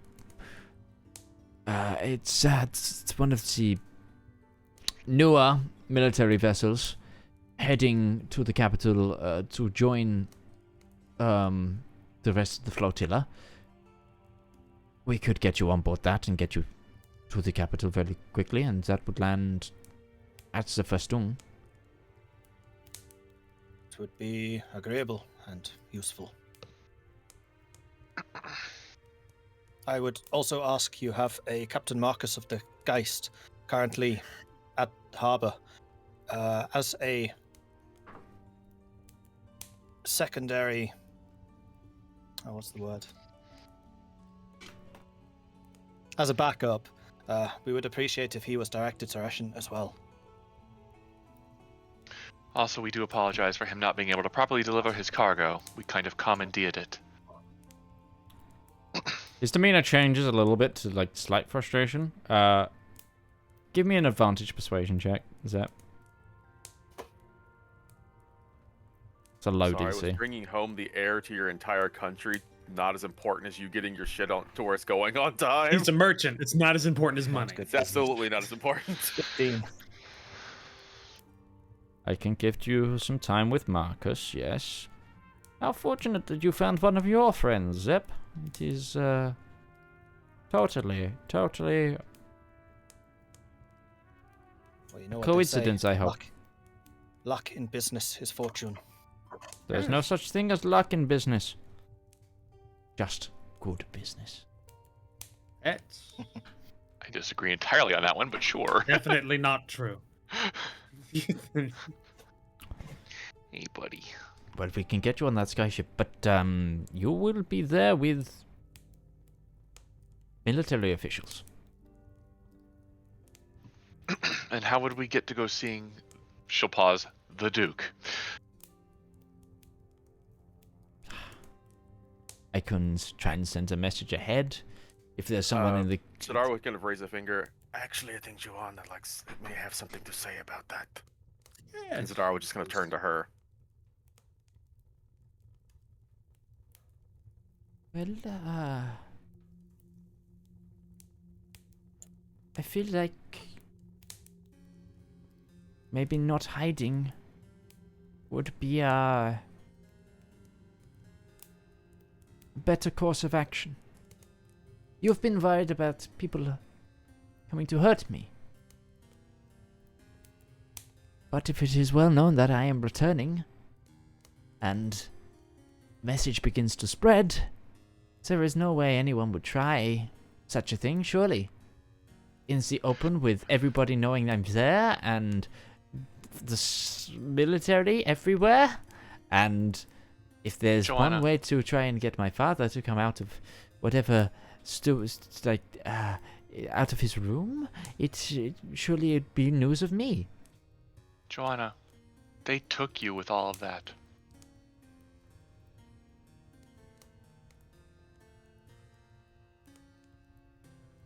Do what you're comfortable with.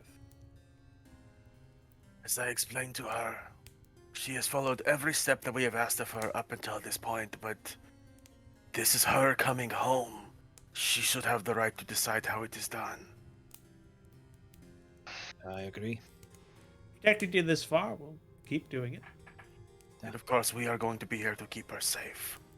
But I am outvoted. I defer to you, Johannes. I won't be calling you that,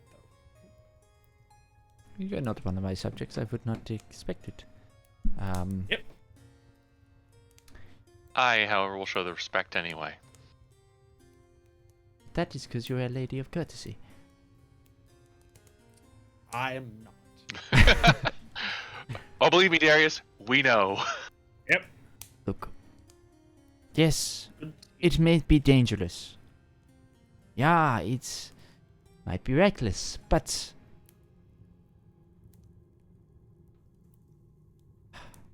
I'm home. I want to be home. And I can't be home if I'm not me. Very well.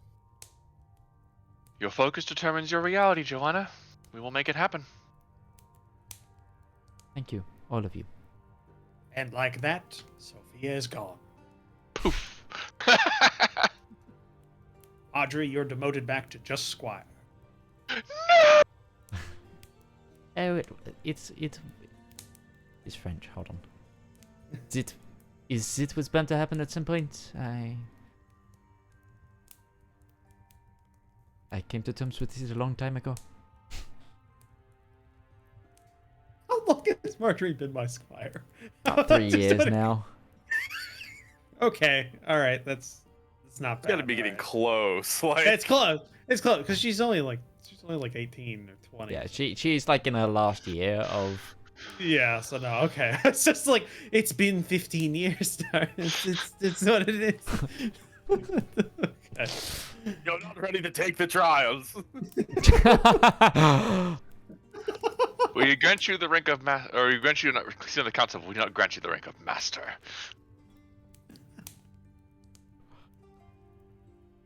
So, what will you have of me? I can get you on a skyship straight to the capital. I can arrange for a mage to contact ahead. I can... Frankly, the coffers of the Skyspan Shipping Company is at your disposal. Because... Frankly, and your majesty, I do apologize, but, yes, very, very loyal to you, but yes, this is big. This goes above most money and anything else that we could do to make our name better than it is. So, I want to do a perception check on him.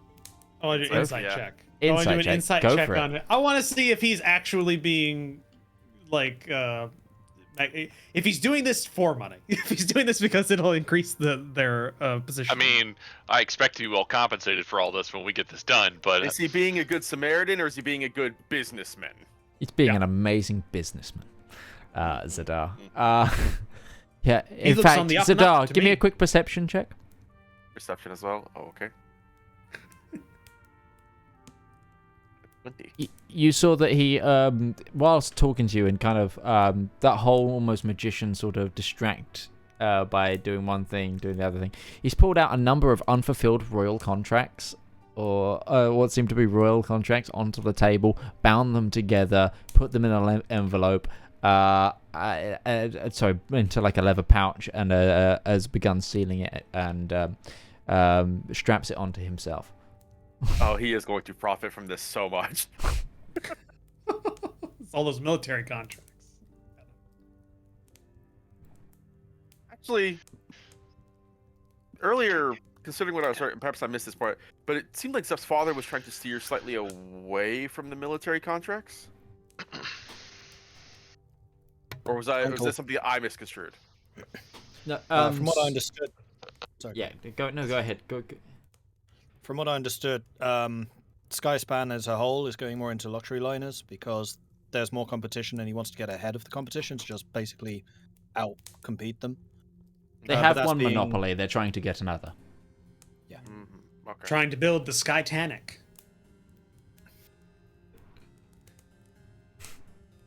Now I really want to build that. No, why? It's fated to blow up. Like, What is this giant ball of ice in the sky? yeah. No, it hits an iceberg on the ocean. Hits somehow. a frost dragon called Iceberg. Yeah.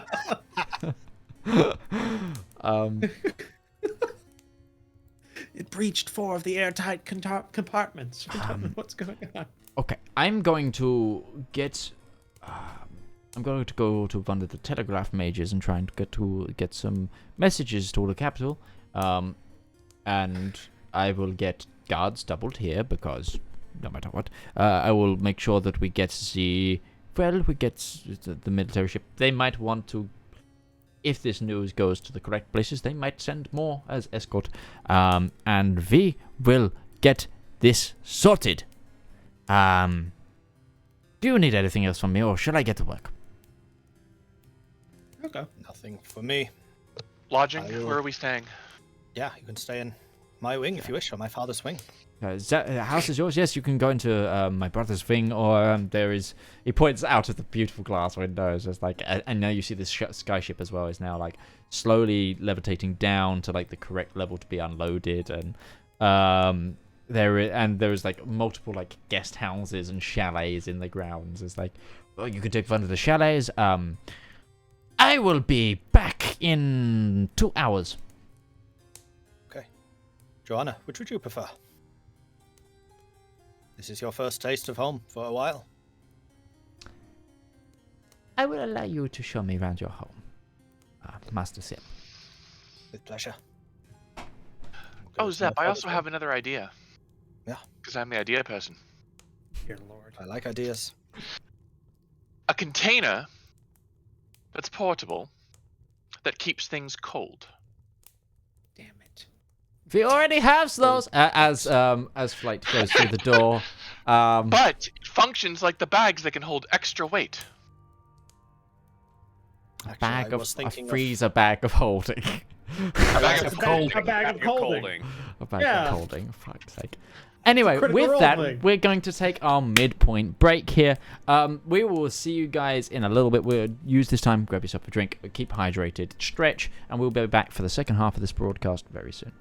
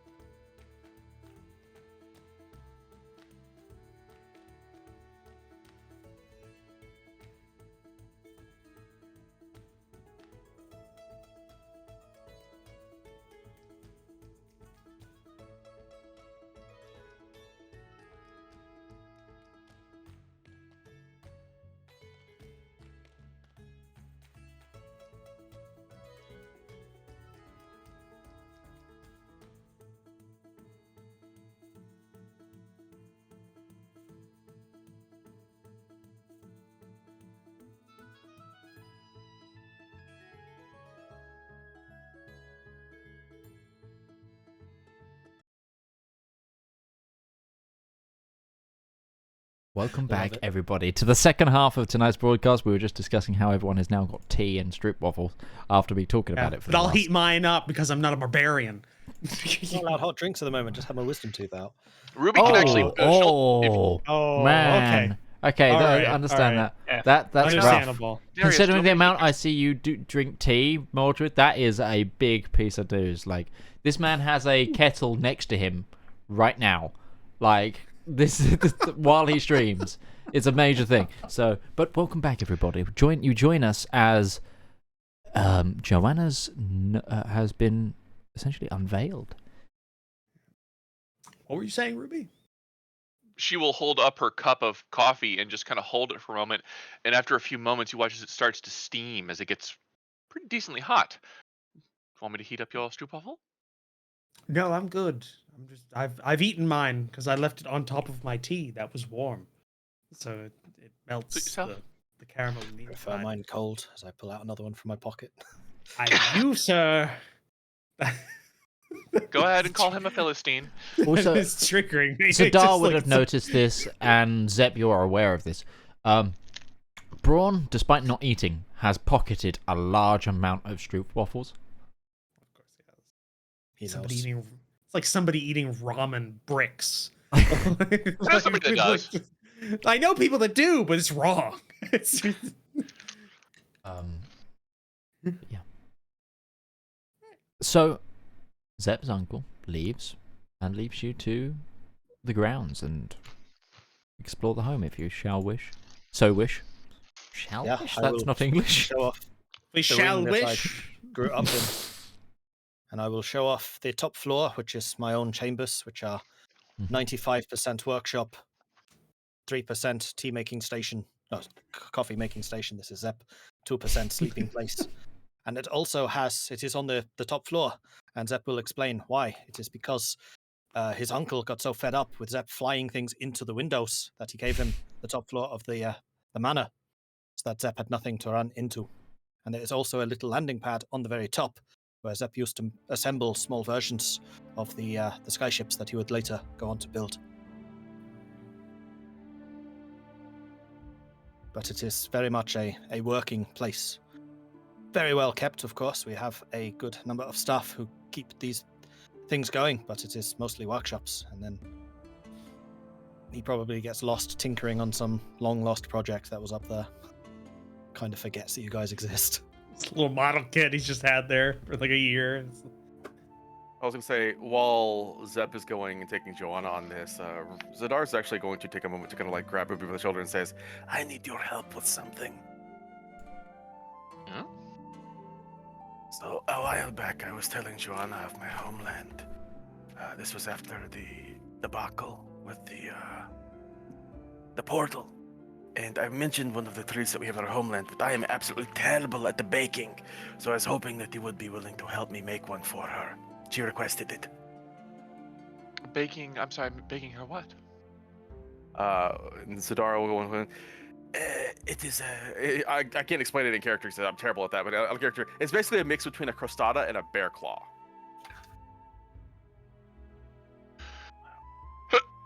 You see, you take what is essentially a pie or a pastry, and you divide it into 3 sections, and you fill it with different local berries, flavors, and jellies, or something to that effect, and then you drizzle it with just the faintest amount of honey. Yep, I know what you're talking about. Yeah, it shouldn't be too much of a problem. I'm assuming Zepp will let me use his kitchen. I imagine we just make a request, and the staff would not have much issue. And this is just the first place I have seen that would probably have access to all the ingredients that we would need, considering what I'm seeing here and what they have presented to us. Yes. Yeah. Yeah. Plus, we don't have much time left before potentially leaving, well, Johanna to live her life, so... Oh, okay. Zepp! I just need to put a screw in. Oh, yeah? Which way to your kitchen? Downstairs. You can't miss it. Ruby will go to the kitchen. This is like 1,000 square. This is like 100 rooms in this manner. You could easily Downstairs. give me an investigation check, Ruby, because you could easily miss it in this build. This is You end up in the He's tertiary going to- second floor bathroom. Yeah, no. Zedaar, who is clever enough to realize this and is also a company because he's requesting to do the cooking himself because he wants to be the one to do this. He's just going to see if he can find one of the hired hands to be like, could you show us to the kitchen, please? Okay. Hey, 14. With that, you 15. You get to what seems to be a dining room on the first floor, and you're like, I feel like there should be a kitchen. And as there's a staff member coming through, Zedaar, you catch up because, of course, yeah, this way. And he seems confused, and it's just, and he goes through a couple of doors, and then takes a right, and there is a long galley kitchen with furnishings. There is cooks aplenty as well. There seems to be a head chef and a number of other cooks making food at the moment. So this is going to be a technical question for you, Midge. What are the local fresh berries that will be had in Legrand's land, and how does that compare to his homeland? He was trying to make this as authentic as possible, but obviously he's going to prioritize whatever would be fresh. So this is yeah, Roach, we're going in depth with this. I'm not half-assing this. No, it's the equivalent of going like, yeah, no, I'm making a local Australian dish. Now, what can I use as a substitute here in northern Maine? it's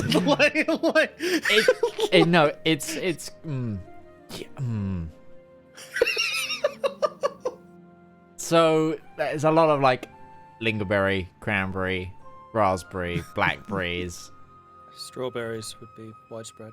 Yeah, strawberries. Strawberries are like world over. Compared Don't do to great colder climates. True. And then for you it would be Hold on, let me look up desert. It'd be desert fruit. Kind of. You'd have like a lot of blueberries, I think, in terms of your area. I apologize for this being a question that I just popped out of nowhere, but it's something that I've been building to for a while now. And I'm like, you know what? No, let's do cool. this authentic. Like you do, like if we're using real world examples, like desert fruits would be things like prickly pears, mesquite, iron, it's not. wolfberry. Well, actually, it's not. Actually, it's not entire desert. It has a small desert, but it's mostly I mountains. don't know where the specific mountains. Oh, mountain. He's not from the desert. He's from the north. Yeah, you think that the silver dragonborn is from the desert?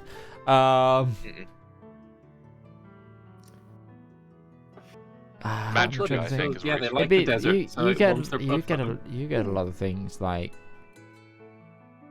plums.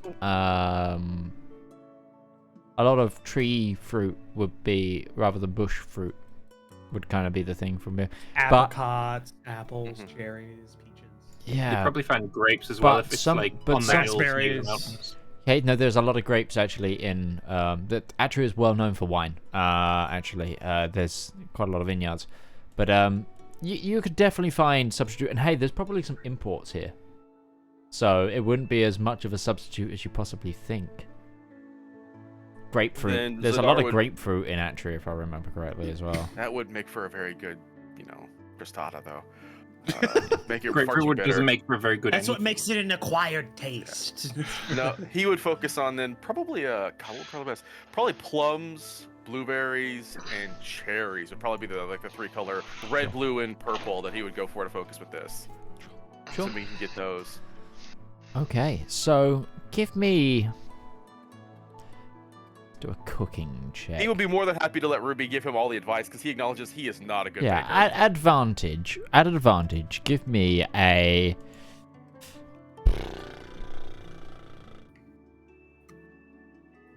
You're kind of doing this from memory. Most of the crafting So- I've had to do with intelligence. Yeah, let's do an intelligence crafting check. So a d20 plus your intelligence modifier, and if you're proficiency. But I don't think you are in cooking. He would probably guide himself every step of the way in this. Hell yeah! Please, can I get this right? Bahamut, please, He's making a Bahamut food, so yeah, it tracks. So that's going to be 16. Oh, They wow. turn out pretty well after about. You have to remake the dough a couple of times because you couldn't get you're like, the consistency is not right, so it will not form the claw very well. Sorry, that was my awful Zedaar impression. But yeah, it's just. It's like, imagine a bear claw, but instead of like spread across the side, it's cut down 3 edges and filled in almost like a loaf of bread with a separate filling in each claw that has been put down the length of the bread and then drizzled on top with some honey. A dragon claw. Yeah. It's a dragon claw, yeah. It's a dragon talon. It's a dragon talon. It's a dragon talon. That's amazing. Yeah. Thank you. I put some effort into that thought. Hey, they turn out pretty well. Zedaar. Very good. Feel bad for the kitchen staff. Well, your advice certainly went a long way in helping with it. Well, I'm going to spend some more time down here, see if I can prepare dinner for everybody. Good. I am going to very carefully wrap this up. Hold on. Present it to Johanna on the. Yes. Just Zedaar, you catch when Ruby says that she's going to prepare dinner for everyone, a chef kind of goes like offended, like a chef kind of goes and then goes back to like prepping. For my group.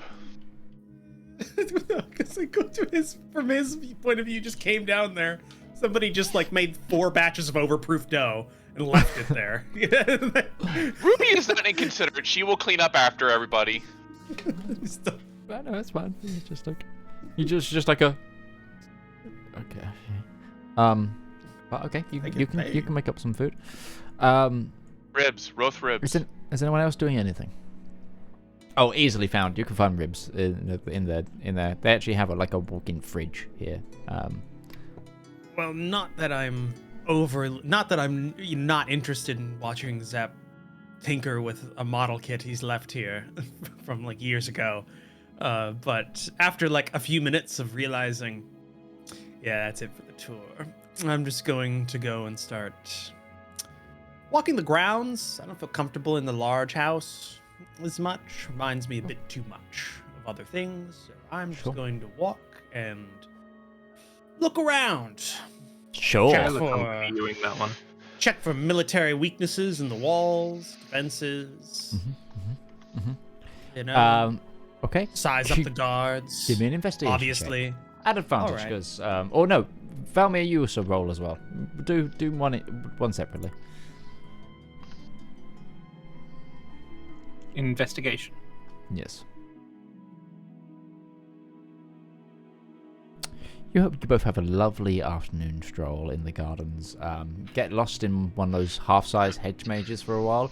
By the end of it, Darius goes, fuck it, and kind of just starts walking over the hedge. Yeah, no. Stepping over the hedges, like you go, so, this will be a bit of fun, sort of thing. Go around, and you get like about halfway through it, and then you just start vaulting, like little bits of it. Grandpa's mausoleum, like. Yeah, and you go through, but you don't seem to be allowed near the skyship dock.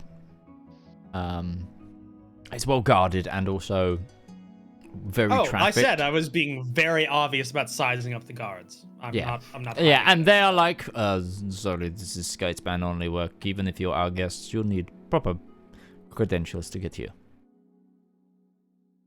All right. Well, when Darius pulls out that Ron Johnson card, I do what I want. I wouldn't present the card. I'd just go in. Just find a way in. Ruby's hard in the kitchen working at that picture I just showed. And yeah, that's what I spent the rest of today doing. And then eventually both of you end up towards like a little pond feature with like stepping stones across the pond, but the stepping stones are floating above the water. Well, that's a no-go for my traveling companion. Or is it any water? That's the question. I don't think we've gone over this. Valmir? Say again? Stepping stones over water. Both of you. Yeah, over both like a of you- pond. Like, Is it any water? how deep is the water though? You Pond. can't see you can't see the bottom, but it's a pond It's a pond. with floating stepping stones across it. The stepping stones are above the water. Yeah, I'd go over because I would make an assumption that it's not deep. Make the assumption. It gets You lost. can walk the across. roll They're was big small. enough. They're big enough that you can. It's not like a dex check. It's just Oh, a okay. unique. It's not Oh. like a unique. It's just Okay. a unique feature of the garden. Yeah, I mean, like he's finding like puddles and ponds and stuff. It's like deep water, and that is what he So- doesn't. So it's Fuck not a with. fear of the ocean. It's a fear of the unknown. Which Well, is, I mean- let's be honest here, the sum of all fears. That's what they all come from. What we don't know. I just Or don't what we wanna do fucking know Drown. and That's it's a find fear of horrifying. drowning. You could definitely drown in this pond. But ultimately, drowning is just the fear of death, which is the fear of unknown. I imagine that this is the conversation Okay. as Valmir's halfway No, across. I'm not going to be that inconsiderate. No. Darius isn't that inconsiderate. He kind of likes Valmir. I'm going to make my halberd like appear, and I'm going to like check the depth of the pond. That's going to make it worse. That's going to make it worse. The halberd goes You know? all the way to the bottom. Like you're grabbing to the very tip of the blade before it hits silt. I told you, it's going to make it worse. Just come on. Just come on. Is it like a perfect bowl, or is it at least like angled at the sides, where if you were to fall in, you could walk back up? It's angled at the sides. Yeah, you could. walk You're back already up. halfway. You're already halfway. So just come on. I will take my potion of water breathing out of my pack. Just to hold go. it as I go over the stones. But you have a It's like a lovely worry journey around the stone. gardens. Oh, that's cute. And after 2 hours, promptly, you hear a little ding ding ding ding ding ding ding ding ding ding, like going through the house, which Zepp, you know, means that someone is being called to the office. And you assume that means yourself because it's been 2 hours and your uncle is nothing if not prompt. Yeah, okay. So I will take whatever it is I'm working on in a screwdriver and walk over to my uncle while still working on it. I will have... is Johanna still with me, or has she got bored and wandered Oh no, off? Johanna Oh, is yeah. Johanna is Who's she in the going office. She stayed with you in the workshop and she's having a look around. You find her actually going through a trunk with a load of like your old toys that you've cobbled together into new toys. And she sat on a balcony by an open window looking at the skyship. Okay. But she comes with you. But my uncle probably wishes to see us again. She nods and says, "Lead the way." I'll lead the way. Okay. On the way back, you would probably find Zedaar just kind of looking up and down the hall for like aid, like unsure of what this noise is, like not sure if they were under attack or like clearly looking like, is this a sign of being under attack? Is this just a signal? Let Sylvester Stallone just kind of like. After like a while of confusion, Corvin, the house manager, finds you and goes, the master will see you in his office again. Thank you.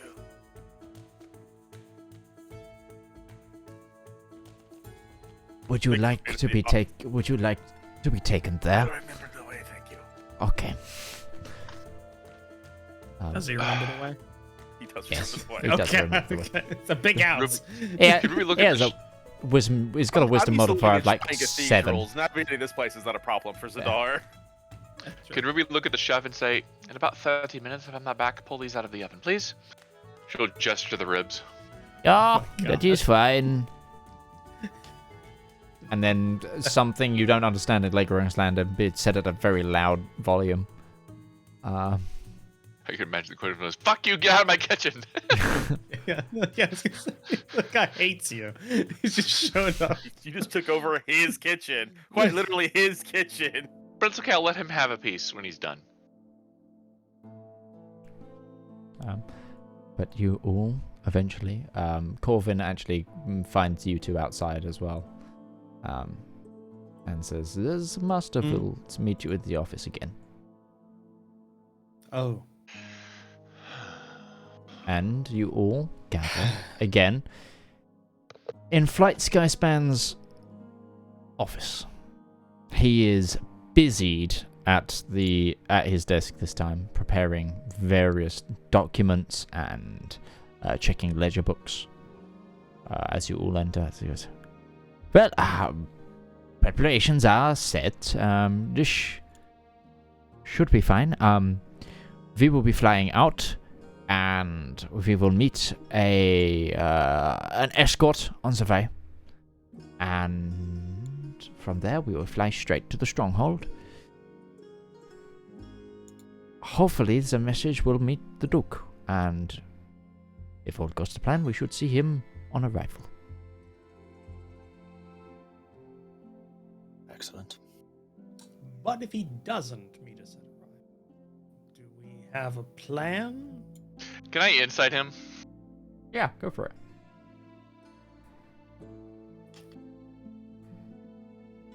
Seems nice to me. Yep, exactly that. That's why I didn't roll. He seems up and up last time I checked. Ruby hasn't. I'll nudge Johanna and say, you'll see your father again soon. Things are moving in the right direction at last. I will insight her. I want to know if she's okay with that. I want to know if she's looking forward to that or not. Go for it. A clear and present smile adorns her face, and she says, it will be wonderful to be home again. Of course, Christlahafen is part of my home, but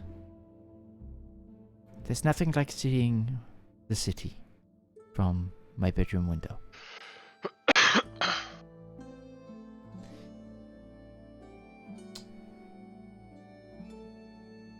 Flight continues.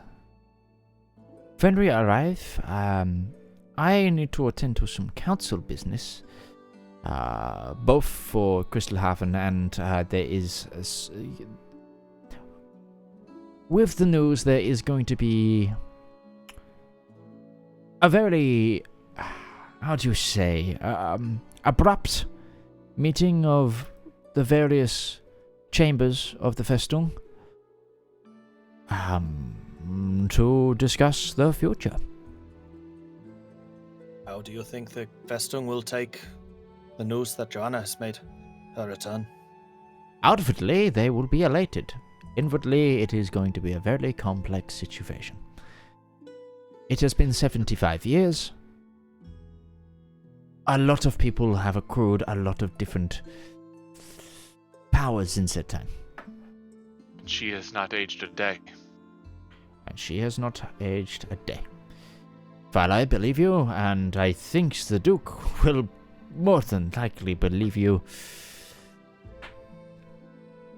who knows? Are there any factions we should be aware of, alert for?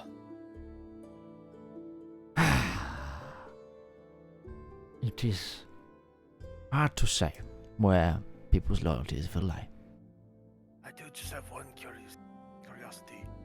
Of all the individuals who were on the council, have there been any who have maintained their position for the past 75 years? Or any families that have maintained the exact same position would also be. For the exact same position, yeah, one family.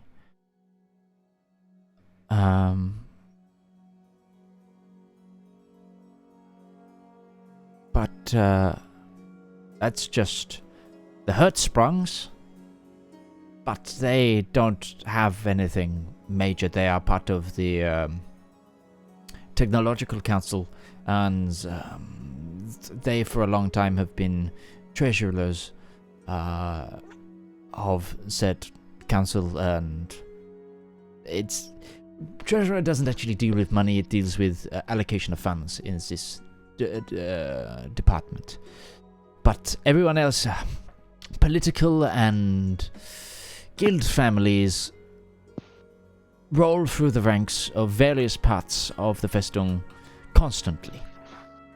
But what better way to hold on to power, or what better way to exert power softly across the government than holding the purse to funding certain projects? You're not a fan of government, are you? No. Starts shaking his head. I read you like a ledger, sir. It's not too hard when it's not in code. Very open about it.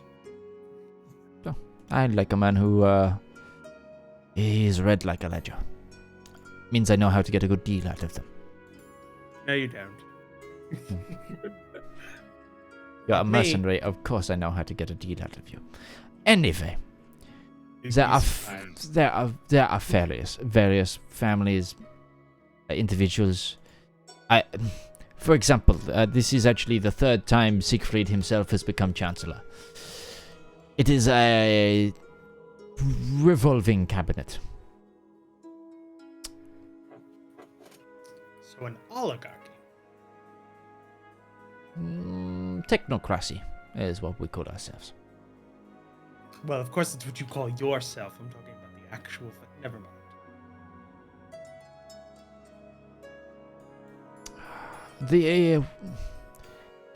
The group that has seen the least movement is the Messe, which is the Wystongjir's war department. That tends to be made up of generals, and they don't tend to shift very often. Many of them long serving since the war as well, I imagine. Well, two of them are Stalekin, Crystalkin. They tend to be pretty freaking immortal. So they have been there for many hundreds of years. Interesting. I apologize, I was just curious. I have not had a chance to get much knowledge of such a thing since we have come here. And you seem the preeminent authority. When do we leave? We've been traveling with Braun, and we have not asked a single thing about his people since we've been traveling with him. Nope, you have not. He's been a furniture piece to us. Zepp just kind of assumed you know, because everyone knows. Yeah. When do we leave? Not a bit, not a tidbit. Really, the craft should be arriving in just about 30 minutes. We will leave 1 hour after its arrival. Wow, so we don't even, so not even like a full night's sleep. Did you want one? No, I mean, no, I didn't think it'd be that quick, though. I don't have a lot of experience with sky ships. Well, they don't call the sky spans efficient for nothing. Do they call the... Again, that's a context we don't have, so I don't know if they call you efficient. Hey! Our Zepp is efficient. Creations are very efficient. Also, that's another question. We have not shared a lot of information about each other's lives, so there's a lot of things missing here. Okay, Darius, you first. Zepp, I'm good. Zepp, are you sure you want to throw your lot in with some of these people? We have many positions. I know. I have many positions for you where you could be. We have some openings in some of the design council. As much as I would enjoy doing this, I find that I learn much more on a practical application. Like, have you seen the cart downstairs? It is really quite wondrous, and I'll go into excruciating detail into how it works, the inner workings of the engine, how we silenced it, how we got the heat metal to get the furnace going, that type of thing. Have you happened to patent the silencing mechanic? If not, I would get that down to the down to the Department of Transport as soon as possible, because that did. That's leave that to you to do. You have always had a better head for paperwork. I will put that. Are we taking Darcy? It's actually Zedaar that came up with that particular idea. It's true. Zedaar has a smile like, yeah, that was me. Are we taking Darcy and the carts to where we're going? Are we? Like, I don't think we'll need them. Well, the question is, are we the going capital, to that might be a bit leave? Then we don't want them to be here. are we going to be coming back here? Is the question. Do we know?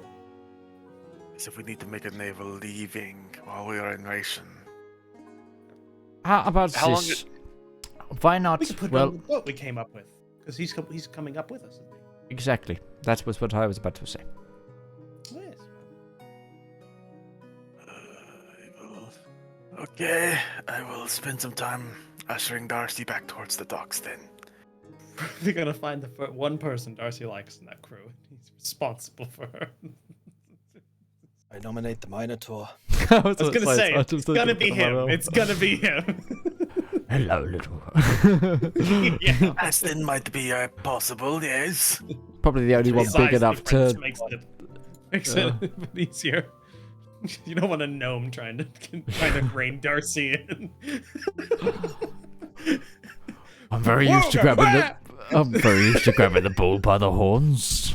Do that, she hates it. I don't know. I like mine being stroked every day.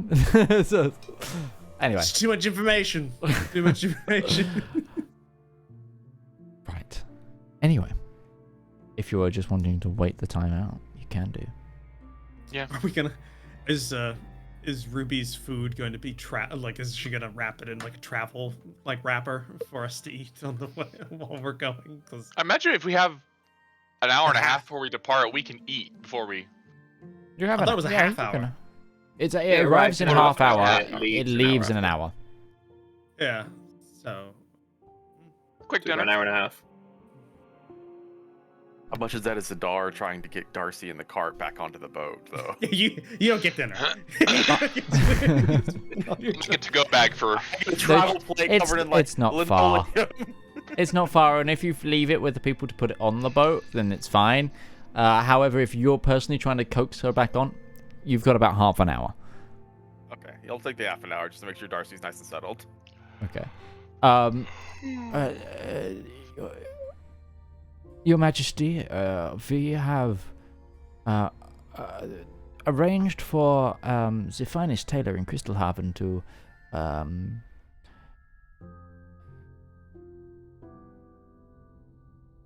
offer you attire befitting a young duchess such as yourself, should you wish, for your return.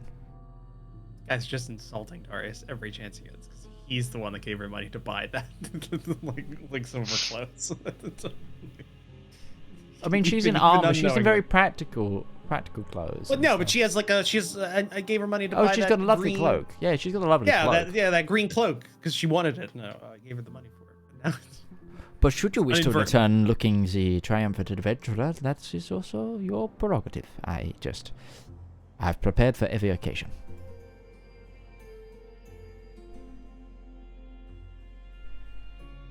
She looks.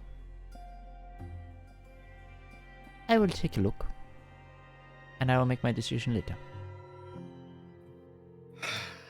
And she's going to go try on some dresses.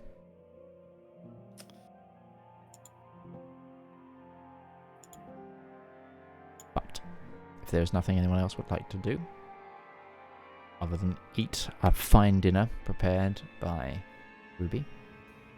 Is it fine? Did anybody roll for that? I trust her. Well, she was just making a general cooking. She wasn't trying to do anything spectacular. It's following the instructions is not. And she's in a room full of chefs. Very surprised. She's in a room full of chefs. Yeah, I was gonna say the others I've seen people.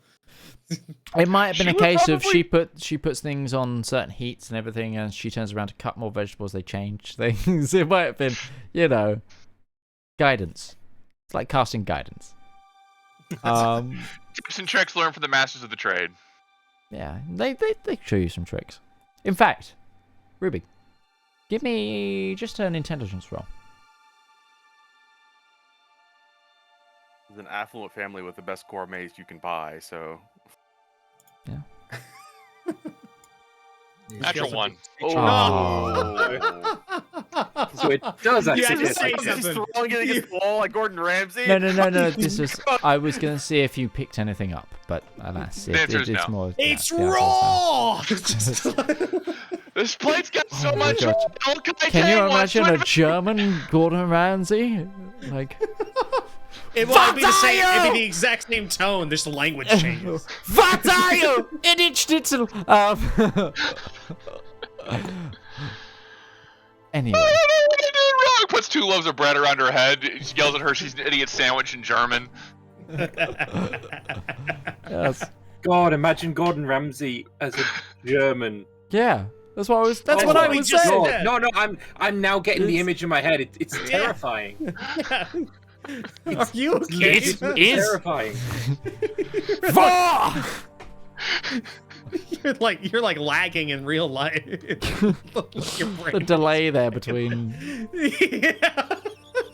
I get it though. It's been a day. I didn't sleep last night. No, I get fair, it. buddy.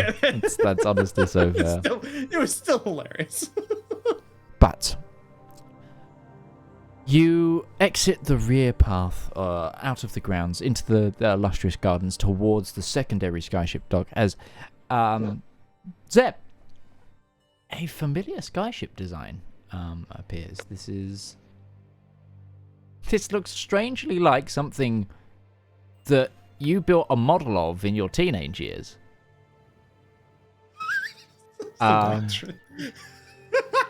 He got patent trolled. It's the family anyway.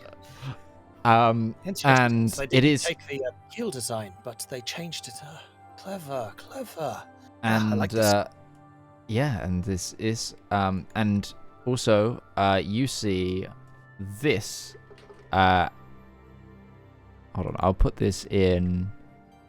This is what you see in. Oh, it's the wrong account, but that's what anyone who doesn't speak Shelts sees, and then people who speak Shelts. Oh, I'm gonna have to put it on the other laptop. Give me a moment. Beautiful language. Beautiful language. This is what it reads in.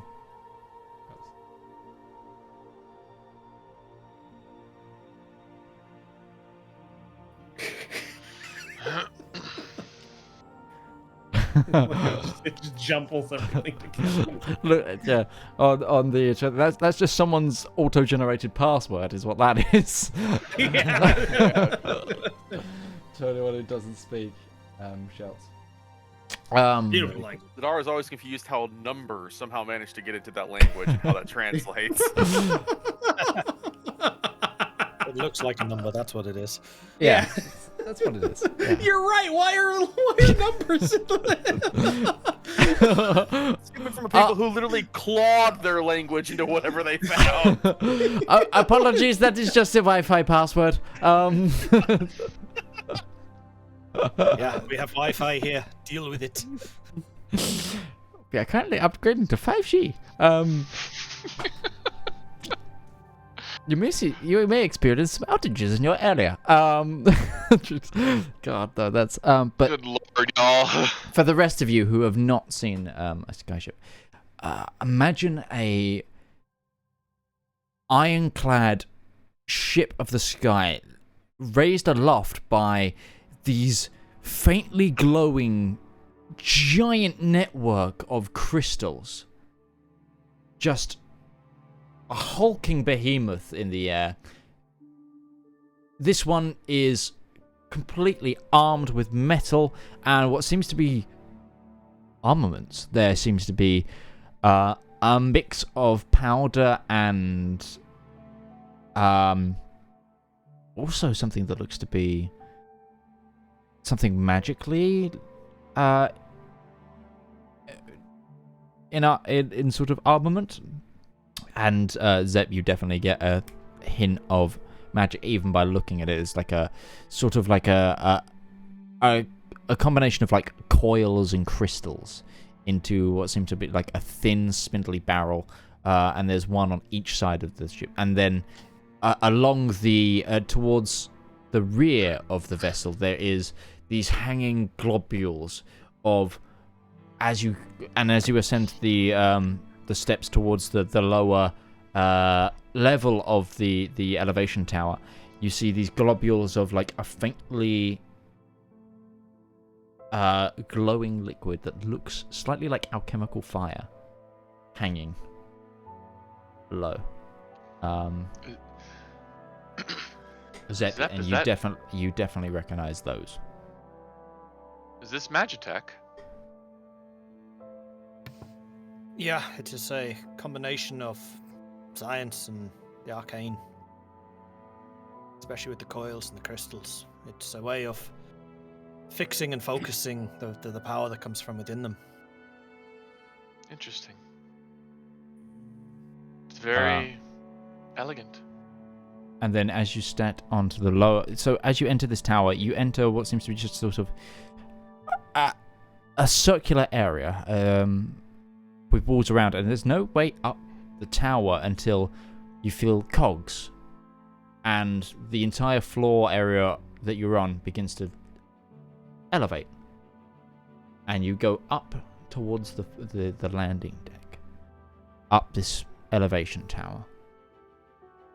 With you, material, supply, Zepp's uncle, a handful of guards. And you are met with, as you reach the top, a small force of about 10 individuals, all of them Warforged except for their leader. Seems to be a human lady, blonde hair.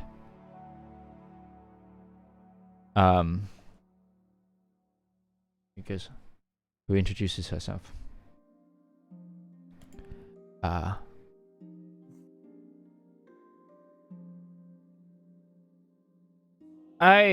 am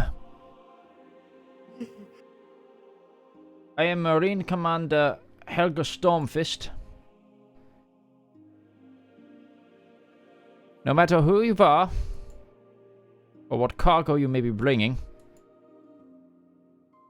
this is my vessel, and under threat of attack, command is mine. Yeah? Understood. Yep. She then turns and salutes your uncle. Master Skyspan, it is unusual for it is not totally unusual for a guildsman of yourself to commandeer a military vessel, but I understand your dire situation.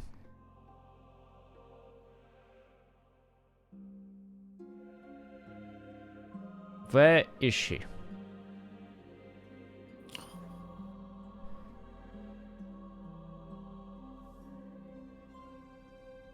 I mean, I'll let Flight answer that one.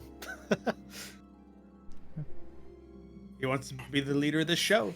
assuming she came on board with us, we'd probably be like kind of hovering around her a bit, just ensuring that we keep her safe. But I imagine she would just be in the midst of us. So did she get a new dress? Does she look regal, or is she still? She doesn't look regal. She's still wearing her adventuring gear, but she has a extra backpack on. Oh.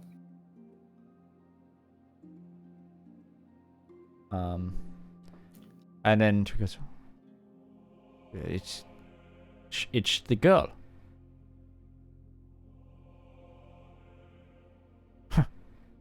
But this happened.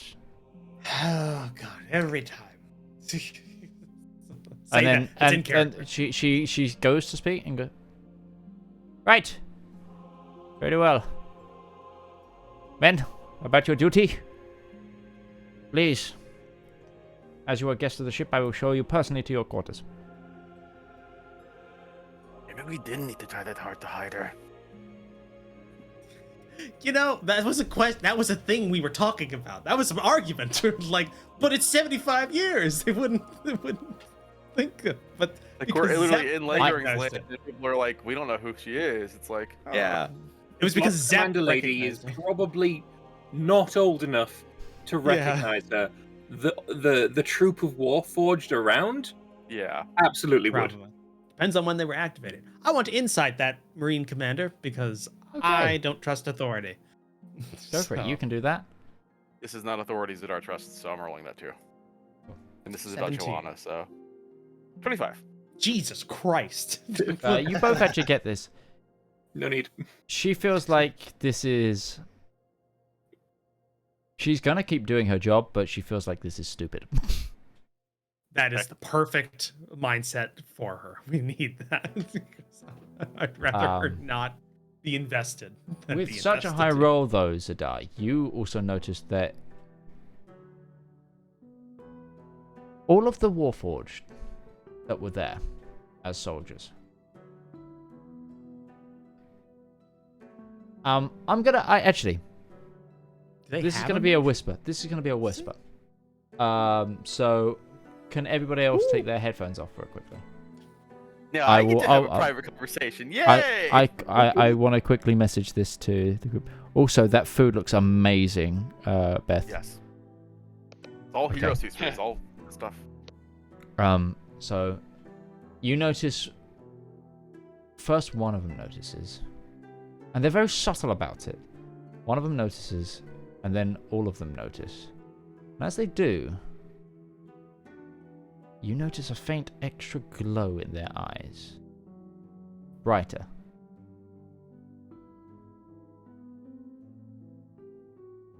Like an instant connection. Is this a reaction that Braun also had when he noticed Johanna? Give me a quick... History? Either history or I'll allow you to roll a straight wisdom. As it's kind of you trying to... It's not really recollection, this is something that you're putting together. I'll roll history, why not? Because actually proficiency. 11. Hard to say. But... They don't show emotion. Okay. But you just feel this... You insightfully see that there is an instant connection. And I'll get everybody back.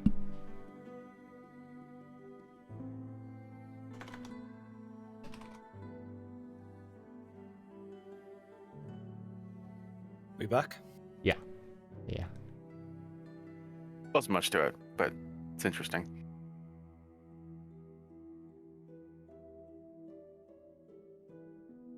But, yeah, so that's what you get, Zedaar.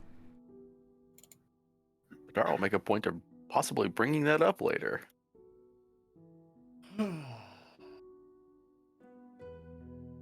Okay.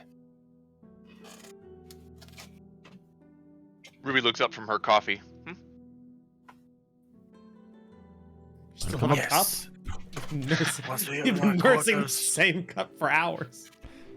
Welcome Always aboard. hot, Welcome aboard the Luftfahrt. Zepp, what does that mean? I've read it on the side. What does it mean? It is the aeronaut. The one What who is that? flies. Got it. And you're aboard this ship. To put into size perspective, this deck is probably about 70 foot across, 200 foot in length, I think, for this main landing deck. And then there are essentially raised upper decks on each side, which possibly go for as long again. This is a massive craft. And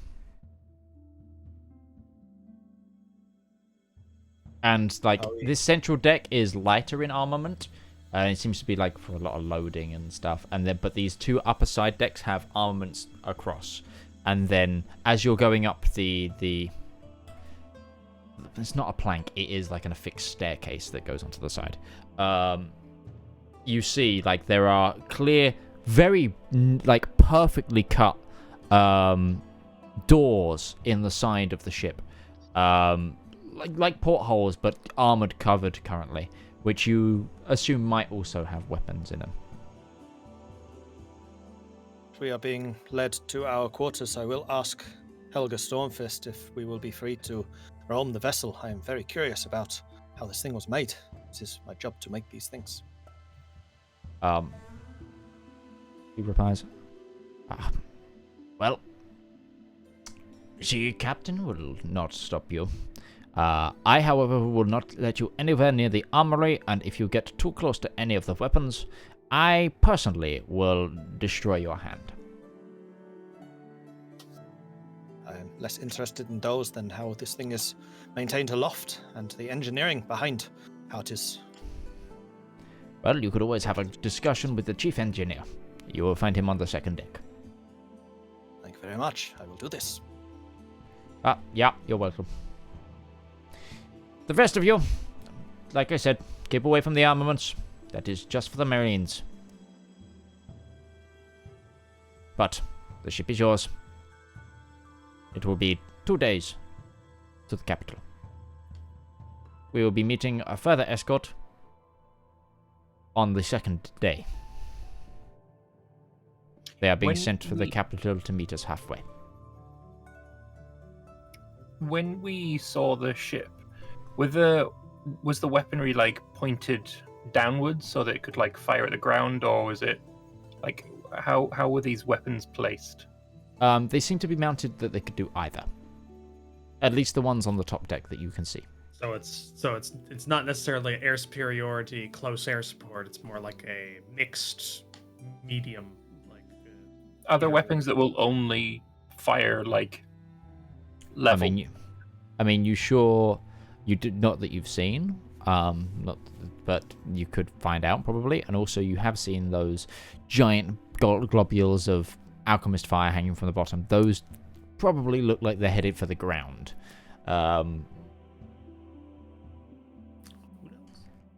But this is the only nation that has skyships.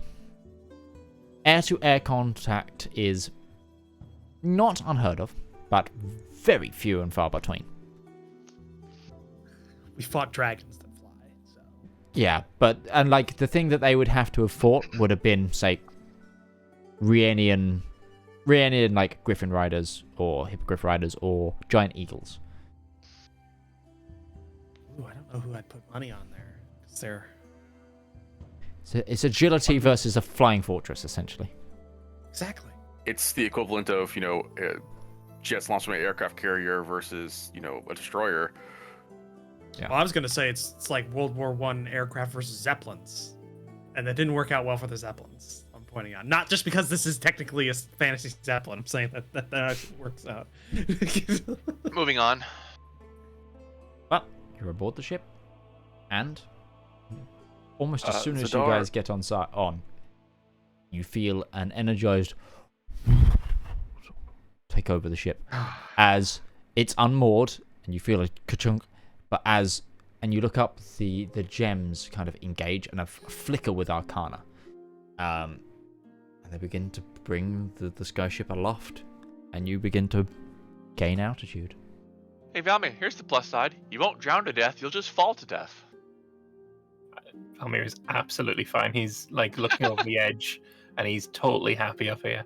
Intellectually, that's worse, right? Because it's coming. You can see it. Like the problem with falling, you see it. Well, most people would be dead if they fell from the side. Drowning, you could at least have a chance. Do not worry. We have parachutes normally. I think What's that that? should be enough. That's Braun talking as well. Yeah, no, I'm asking Braun. Yeah, what's a parachute? It is a device built into a backpack to help you slow your fall. Right. I fight with swords, and shield, like on the back of a horse. So do I, but I also used to fly in airships. I didn't. So. Sounds like I had a better life. Probably. Damn! Braun throwing shade! Honestly, seeing this, yeah. This is super cool. Yeah. Braun, I haven't asked. How old are you? Hold on. I never ask, so Warforged never tells. In my background.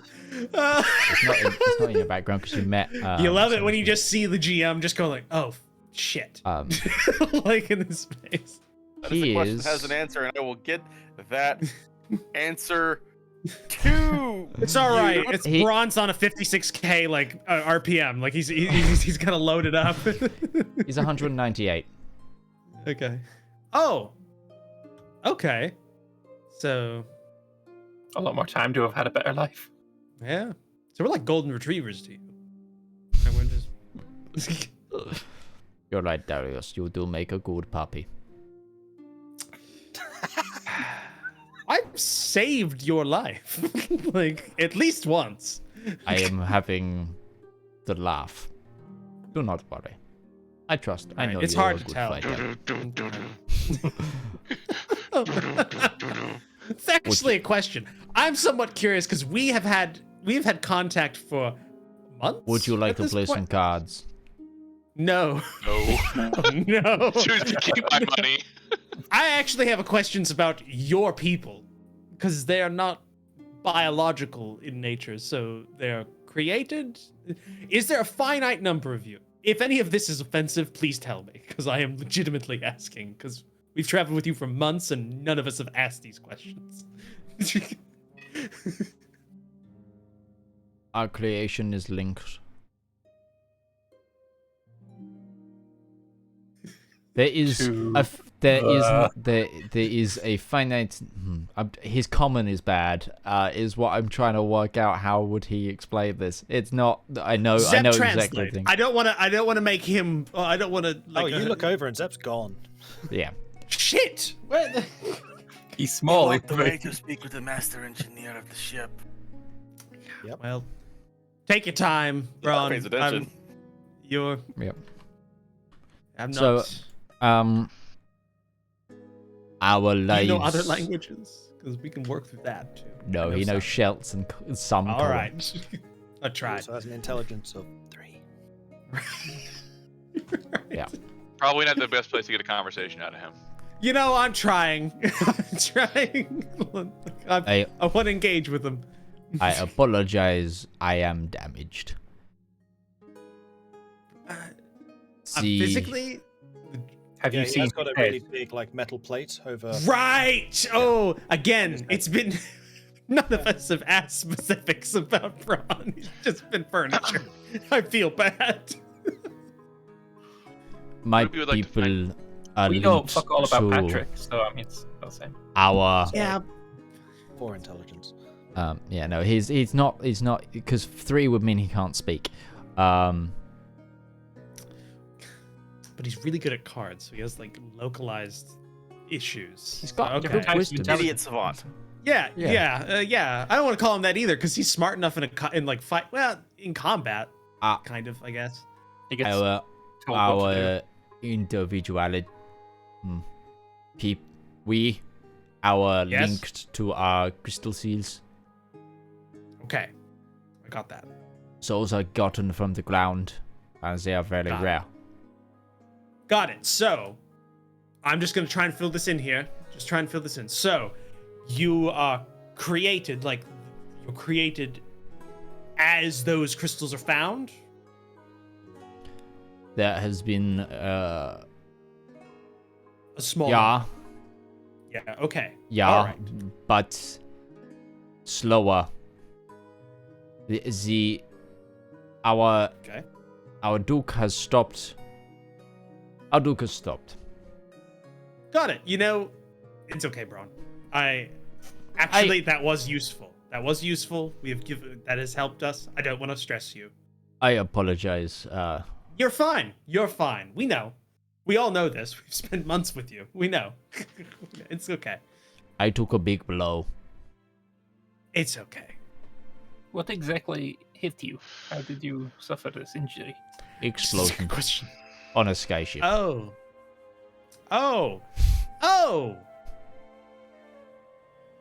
Question. And this might be prying. But Zepp's not here, so I can ask this. Does that have something to do with why Zepp doesn't like fire and like he seems to be really weird about like explosions, like skyships, that? Noticed it a few times. We do not talk about it. Yeah, but I'm just, Zepp saved me, and he Okay. is helping me become me again. Yeah, he's doing great. You're doing great. You're amazing at cards. This might come off as condescending. I do this not is Roach feel talking. good about this conversation No. anymore. This is Roach talking. This might come off as condescending. Darts is not being condescending. He's trying to legitimately make Ron feel You are better. definitely coming across as condescending. I'm trying not to. I legitimately am not. It's hard for me. Ruby would like to find Johanna at some point. Okay. While you're doing that, Zepp, Yes. you very much find the chief engineer's workshop. You are met by another Warforged with you notice instantly his dark yellow glow, and kind of matching like brass sort of plating. They seem to have changed one of their arms for what seems to be like a set of tinkerer's tools as one instead of their, which then as you watch them work for a bit, the tinkerer's tools then like and out of them, like out of where like the extended tools are, fingers appear for delicate movers, and then they go back in, and then the tools become their fingers again. It is intriguing. I have heard of such establishments on the arm where it is changed for the tools in this way, but I have not seen it in person. This is... forgive me. I am Zepp. I am an artificer, and I'm interested in the workings of such creations. Oh, I know who you are, Mr. Skyspan. My name is Florian Kuma. Previously service number 2 for 0821. I am actually a fan of your family's work, and I have been working on Skyspan ships for all of my creation, and this is my current work of art. Yeah, I recognize the design. It is loosely based on one of the ones I made many years ago. I'm pleased to see it is actually in the air and flying. Well, that makes me even happier, being a part of such a prestigious vessel. What can I help you with, Master Skyspan? I am simply curious about what it is exactly you have changed and tinkered. I know that artificers always get creative in this way. Well, unfortunately, under military contract, I am not allowed to do too much. I've done a few things, but well, you might be interested in these. Follow me. And he leads you back up to the desk to see the combination of crystal and the sort of mechanical crystal magic gun that I mentioned before. Because these were fitted under a contract of Keller, School, Craftsman, Kippet and Co. The who managed to finally come up with something that worked.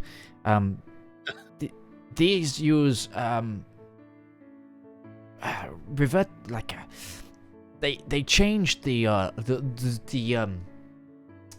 they used Luftkrystal and they force energy through it to create a sonic wave to push things away. So this is actually powered by the Luftkrystals themselves as well. Yeah, this is a force weapon. It has various powers. One for dispersion, and then one for punching holes right in various materials. At the top power, although it's we have to be flying at a lower level for that, we can use them to punch through stone and even most metals. Fascinating. I've been theorizing my own device. We have a steam engine of our own rather than a Luftkrystal. And I've been thinking of using the pressurized steam and using that as a projectile force. Well, if you used a set of hoses and a secondary gas chamber, you could probably store the expelled steam into it and also have like a hot water tank. if you Do I cooled like it my down to coffee?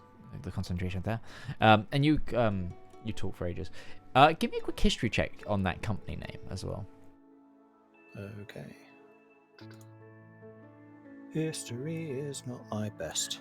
Oh, wait. Would this be technological related? Because that would be an Yes. artificer check then. Okay. Yes. Yeah. In that case, that's a +6 to that, so that would be a 14. 14. You recognize this company name?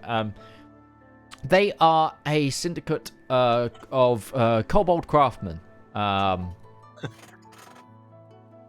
It's various kobold families that try their hand at tinkering, and for once they've come up with something that works. Heck yeah. Go kobolds. Are they native to Lederungsland as well? Do they come from somewhere else? So it's kind of, there was almost a roughly similar time as the gnomish migration. In the Underdark, a group of kobolds migrated all the way from Atria to Lederungsland and set up.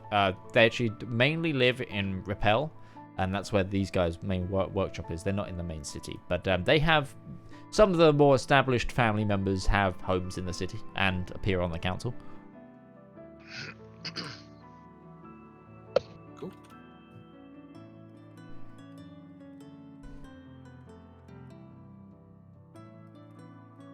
That's all I wanted to do. Okay. Then Ruby. Johanna has been given essentially the captain's chamber. It has been cleared for her, and it has a brilliant window at the front of the ship, behind the thickest glass you've probably ever seen, that outlooks essentially where the ship is going. And she is just sat looking at Lederungsland from the sky.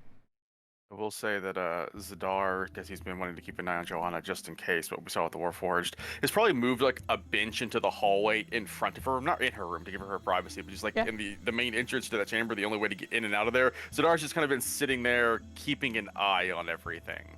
Okay, sure. Oh, then she'll go to Zedaar first. Have you given her your baked good? Not yet. I was going to give it to her as a going away present. I was going to do that now, sooner than later. I figured it's probably a chance that we're going to lose contact with her ere the day is done. Yes. I do worry how long it is going to last. It should be fresh. Let's go talk to her. I'm going to give her something too. You are welcome to go in without me. This is not something that needs to be done as a group. Okay. Then she will knock on the door very lightly. Come in. Ruby will walk in. And you do, and you see her. Yeah, she's holding like a wooden banister, like leaning against it, looking out at what you can now see is like luscious-looking farm fields from thousands of feet in the air. How are you doing, Your Majesty? I feel very good. Good. I remember seeing Lederungsland from the sky. And I'm so used to seeing it from the tower, it feels right being up here. I'm sorry it took us so long to get you home. We moved as fast as we could and as expeditiously as we could. Yes, very expeditiously. It is very likely that we are going to lose contact with you soon. The natural confluence of events, I think, are going to take us away from each other soon. And though I imagine many of us are going to wish to give you mementos to stand by and remember us by, this one I would like to give to you. And Ruby will give her her first wand that she made, the Wand of Fireball. Oh, okay. Much like you, I am learning how to use my magic. We are more alike than I care to admit in that regard. I am a novice at best. But I think from one learner to another, this was my first wand that I crafted, with Zepps' help, of course. It's special to me because it was the first. I'd like you to have it.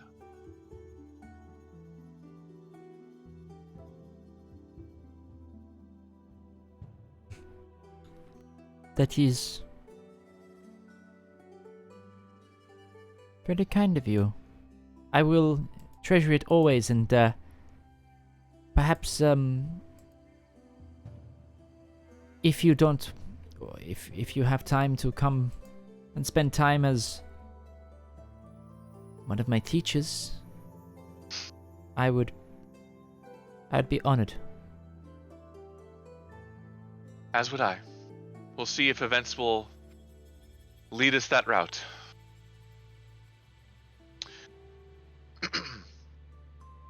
Zedaar's outside waiting for you, I think. Oh, he won't knock yet. Okay. Miss Ruby, I have something for you also. Oh? Don't have to do that. But I did. And she...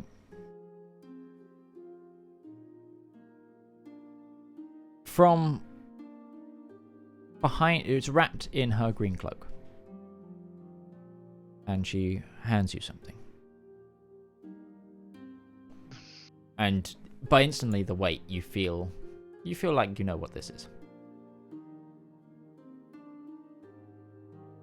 And she pulls the cloak off, and in your hands is a short sword. Mm-hmm. But the blade is subtly a flamberg. I don't know. Oh, styled to be like fire. Okay.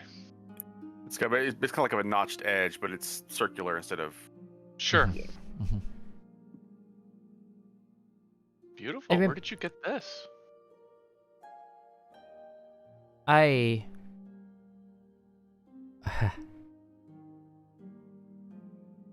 You made it more you? This was my short sword. I made it more me. No. My mistake. I made it more you. I heard that you want to learn how to fight properly. As Darius would put it. So, this is yours.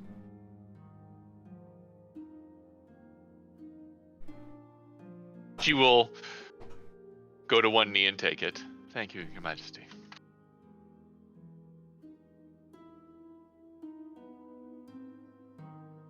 You honor me. Let me add this to the party sheet and then you can grab it. Oh, I keep going to the wrong computer. Hold on.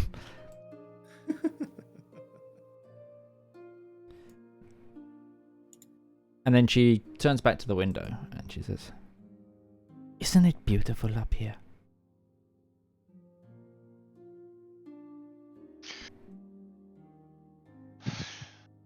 It is. I can't wait to see it on my own when I can fly. Maybe I will learn to fly. Either myself or one of these vessels. Well, if It you would learn be to fly pretty yourself, if you learn to fly yourself, I recommend the feather fall spell. Just in case. That's now in the party sheet, by the way, that short sword. Okay, I'll grab it. Flamberge short sword. Yeah. Okay. Any enchantment or anything I need to be No, aware it's of, just or? a standard short sword, but it Okay. looks nice. Just making sure. I believe, unless hers was a +1. Let me just double check. No, hers was just a standard short sword.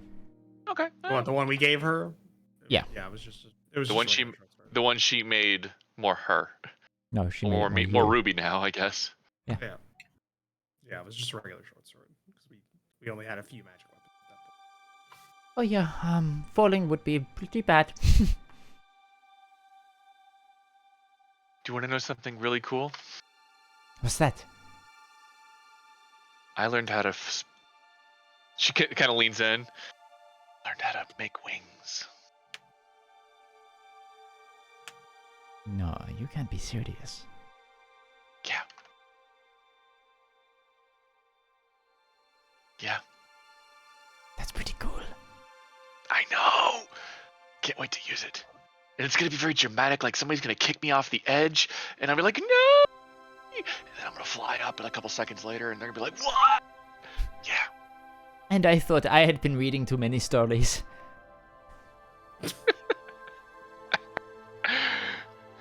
I'm sure it You will just be get told. epic.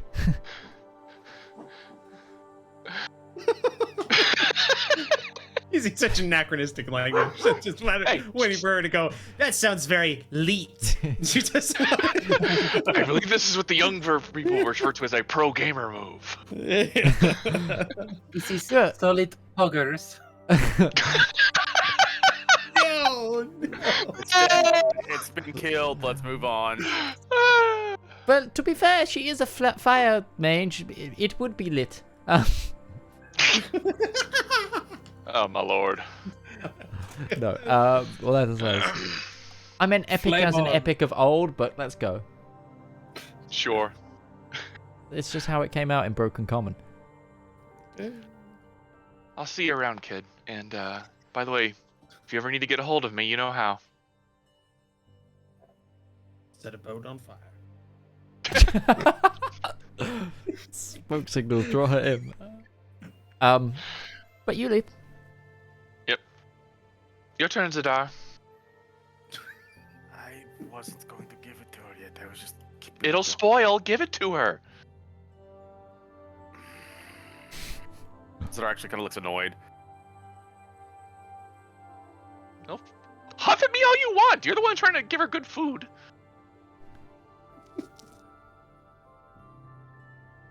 Zedaar's just gonna watch her until she goes away. She will go away. And he'll step into the room. I suppose that this is as good as time as any. How are you adjusting to things here on the ship? Strangely, I feel home. Even though I'm not there yet, I just... something feels okay. I'll take that as a good sign. I noticed specifically the Warforged seem to respond to you. If anything, they are certain of who you are, even if the others do not seem to know. The Star Legion and the Crystal Kin. I've always had a very strong connection to my family. My father, They do after not. all, is their creator. In a way, they are my siblings.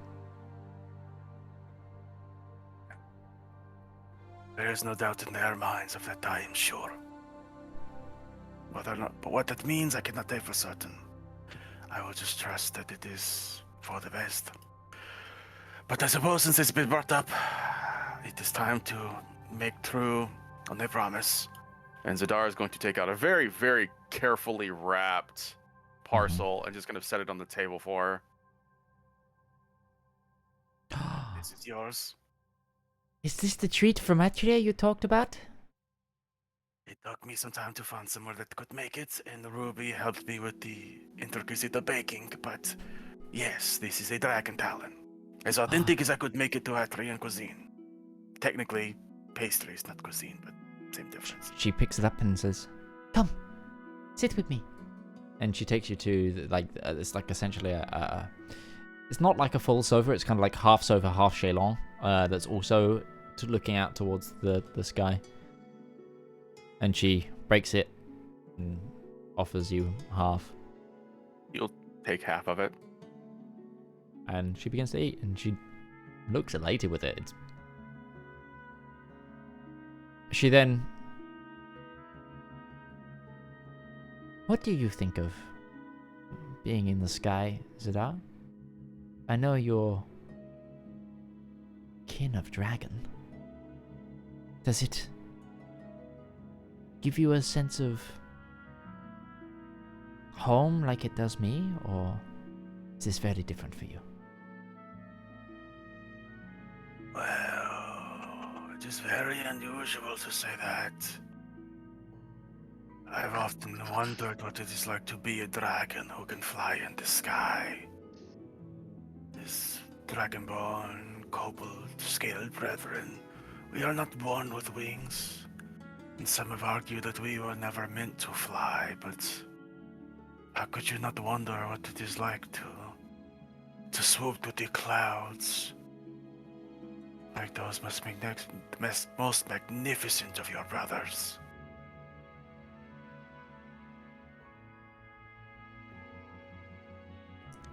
I feel like when you're in the sky, it is where the most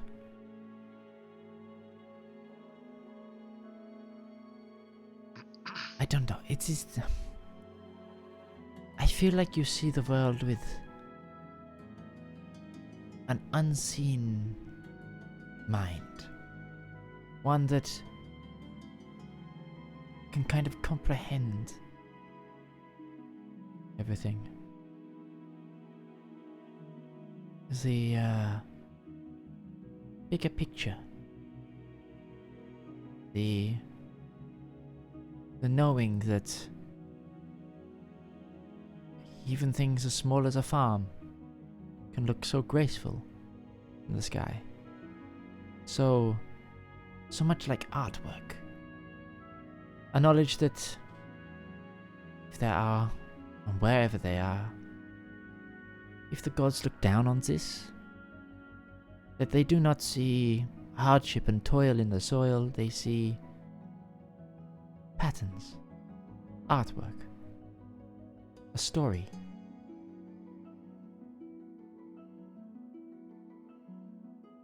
Certainly puts things into perspective.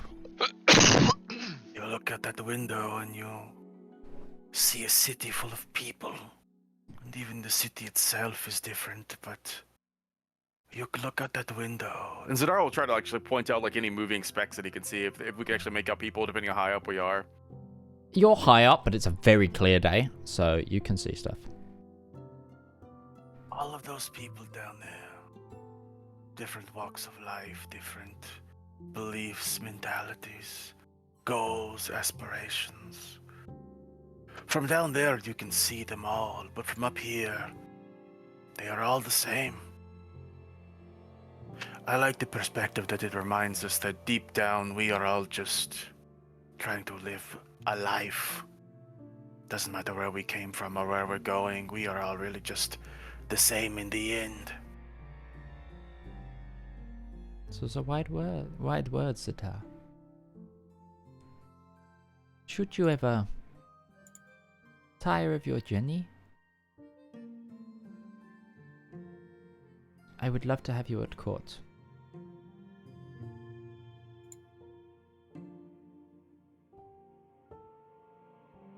I feel like your counsel would be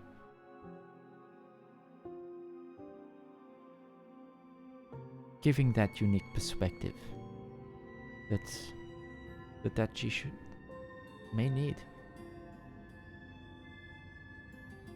I feel like we will have to see what is going on in Rechin before we make that decision. I hope that the capital is as beautiful and, well, the same as you remembered it when you left. I hope so too. Thank you again for the dessert. Dessert, breakfast pastry, it could be seen as either. Many people enjoy it for breakfast for a little bit of energy for the day. Full of fruits and such. And also, he'll also take out a piece of paper that he's kind of written down the instructions as best he could, again with Ruby's guidance to ensure that he didn't make any glaring mistakes, and just kind of set it over in case you have a desire for a taste of it at home. Thank you. I'm sure any number of chefs could prepare it for you. I will definitely add this to the chefs. And if you do not stay, and you ever visit, we will have fresh ones made as soon as you arrive. I would look forward to that. Well, Unless there's anything else you wish to talk to her about. He would probably just sit there and just enjoy the view, because I imagine the view is just breathtaking as it is. Oh, yeah. Probably after another 10-15 minutes or so, he would acknowledge it. All right, time to let her have her time. And he would stand up and say, yeah, just to explain this window. So it's kind of like, so it's a frontal window, just standard, but then it also goes to the floor slightly, so it curves under, and like where you're sitting is like on a, it starts off as metal and then goes to thick glass as well, sort of balcony. It's an observation with deck. a glass. It's an observation deck, but it's from front and below, and so you can just see the world from a new perspective. Some people that will make their stomach go. I personally would not be able to stand on glass. I can't stand on glass. I hate those observation decks that have glass floors. I can't do it. Or those bridges that are in like China and places. I'm the same, but just like it's a wondrous sight. And yeah. If there's nothing else, is there anything else anyone else would like to do on the ship? I had a couple of things, but I had a thing in the beginning, so if anybody else needs to do something, I will wait. I'm just peering over the edge, like, fascinated. Sure. Imagine the last things Zedaar would say before he left the room would just be, eyes to the sky, Johanna. Eyes always to the sky.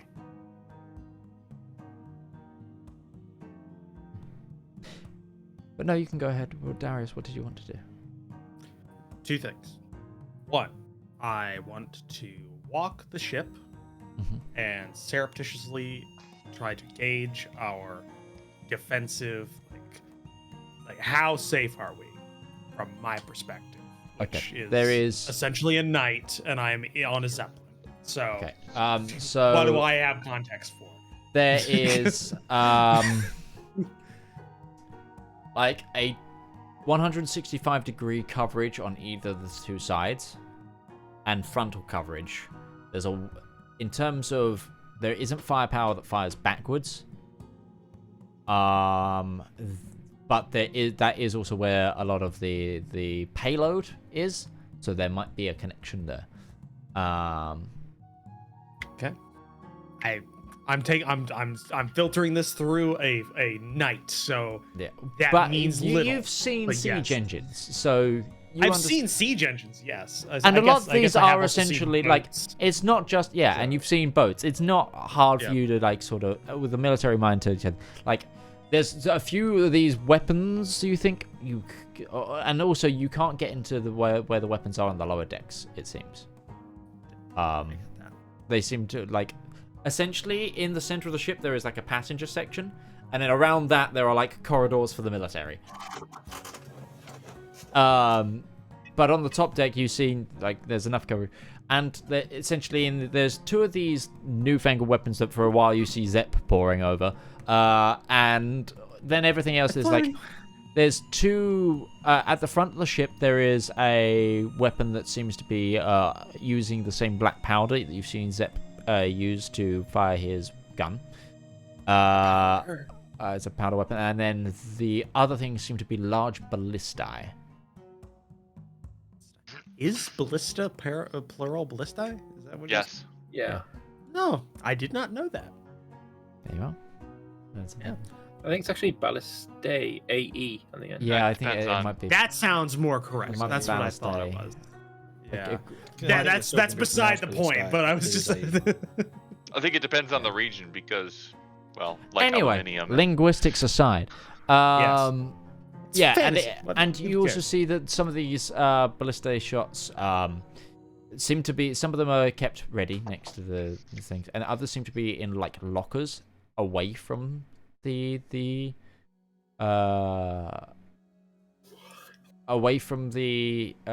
implement with, and the lockers are just imprinted with like a symbol for fire. Oh, great. Okay, so then those are locked. Yeah. So we're not going to have a hood situation here. Yes. Okay. That you know of. All right. I don't know what the lower decks are doing. Okay. Darth's going to spend some time doing that, just kind of willing away an hour or so. And then he heads to, I think he would know where Johanna's room is. Yep. And you see Zedaar sat outside it. Darius, Zedaar? just keeping an eye on the captain's quarters for Johanna. Right. Right. I'm not eavesdropping if you'd like to have a private conversation with her. You know, I wasn't, I mean, maybe. Yeah. Would you like me to step down the hall? Yes. Zedaar will make his way It's up not down, like, too much trouble. I didn't mean it to sound that bad. I'm having a lot of bad times You're today welcome talking to to your people. privacy, Darius. I do not look to eavesdrop. Yeah, if you get a chance to see Braun, apologize for me. I legitimately was just asking about his life, and I think I insulted him. Yeah, but the guy with the third highest charisma, you sure are socially awkward. In combat situations, that's where I'm very charismatic in combat situations. I have a sword in my hand. That's an People application listen for to that. me. Interesting. Zedaar would just kind of stand up and make his way down towards the end of the hall where he can keep an eye on things. And Zedaar would be tempted to like pat him on the shoulder, but realizing Darius really isn't about that, he would just wave it off. And Darius silently appreciates that. Darius knocks on the door. Come in. Open the door. Yeah, I enter. Darius enters, and I'm assuming she's still. It's a dragon talon, so that's probably a big pastry. She finished that already. She shared it with Zedaar, and they were there Okay. talking for a long time. So like, it's Got it. Yeah. she's fumbling through the pastry. In fact, she's reading a book. On that same shade long, looking over the observation deck. Question. I'm just gonna roll for this because I don't know about Darius. Oh yeah, would Darius be upset by this as well? Yeah. So. He does the thing where because you have the same thing. You like do the thing where you get close to it, but you're like, I'm uncomfortable. Like, which. So, what are you reading? It is the book I took that I picked up. It's Iranian folk stories. Anything good? There's this one about this water horse that is unique. I know exactly where this will go on my collection shelf. Come sit. Sure. Do you not like the height? I haven't had a lot of experience, so I'm finding that out. We're finding things out right now. So I'm going to sit down and then look kind of. I'm sure a brave fighter such as yourself will not shy to a new challenge. And she just turns away, looks back in her book. You'd be surprised. And that kind of relates to what I wanted to talk to you about. Because I believe, we've had... How long has it been since... like, how long... Like actual time? Like, how long is... Yeah. Just over We a made month. good time, but I don't remember, like... Just over a month, I think. Just over a month? Okay. It's probably about a month and a half, Month and a I half. think. Okay. I'm We'll trying to go rack with my that. brain myself, yeah. I think it's about a month. It's and at a half. least a month. It's got to be. Oh, at least. easily, yeah. Uh, I think it was like a month to compound, so like... yeah, something like that.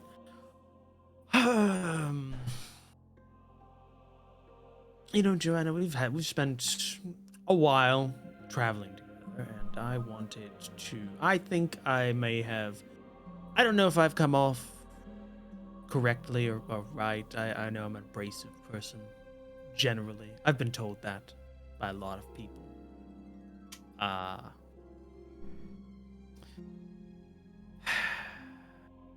But I wanted to just give some context to that and maybe give you a little bit of a lesson. Or not a lesson, just something to give some context to that. Master Darius. You are a teacher. Just Dar. Everything you say is a just lesson. good. I hate that. I hate it. You're going to be going back to your life, and you're going to have legitimate power. And that's going to probably not, well, I guess from your perspective, not going to be that different, because you've been gone for a month and a half from your previous life, but it's been a while. It's gonna, and you're going to have a lot more, possibly a lot more on your shoulders to deal with in terms of the politics, at least from what we're hearing about politics.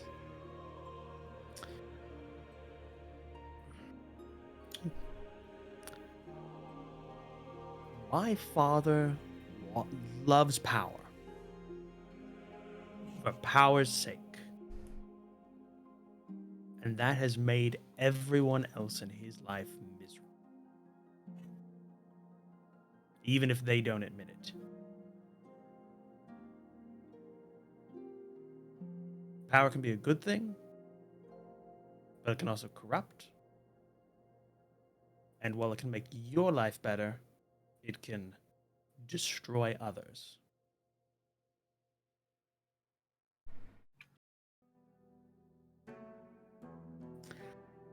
I hope by knowing that, having somebody who's experienced that, will temper that, make it less likely for you. Because I think you're a good egg.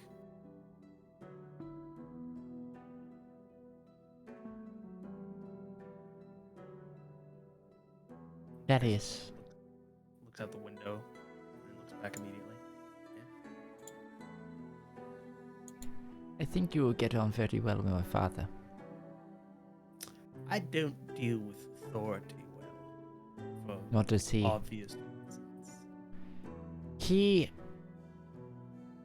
never wanted to be Duke.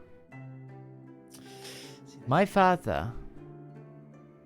I know what you think. And you may still make your own opinions. My father is someone who is well aware of power. His father was a tyrant. Something I think you can relate to. My father's father killed thousands of people just because he was angry. In an instant. My father was third in line, however you want to say it. That would be great. He was never educated to lead. He just wanted to work on his inventions. Still all he wants to do. But even in his inventions, he found that power could be too much. My father birthed life in his study. And then saw his own soul get ripped apart as the life that he created became subservient to those that would abuse it. So he rewrote legislation, he changed the rules. He juggles power in a way that I cannot begin to think about. But he told me ever since I was much smaller than I am now, that if I do what is in my heart and for the people, that I will be making the right call. Do not think I am casting aside your own opinion. In fact, What you have said has made me more resolute in that fact. And I hope you know, Darius, that one thing, you do not ever have to call me Your Majesty. Nor would I. I don't deal with authority well. And secondly, you are 5 times the man than any of your other family members. Darius doesn't hide that well. Aww. You have fought alongside and almost died for a group of complete strangers. And for a little girl that you never met, with no even hope of a payday in mind. Deep down, there wasn't always money to it, was there? No, Not for every you wanna know action. No. You want to know something? You remind me a lot of my youngest sister. I haven't seen her in years, because I haven't been allowed at the family compound.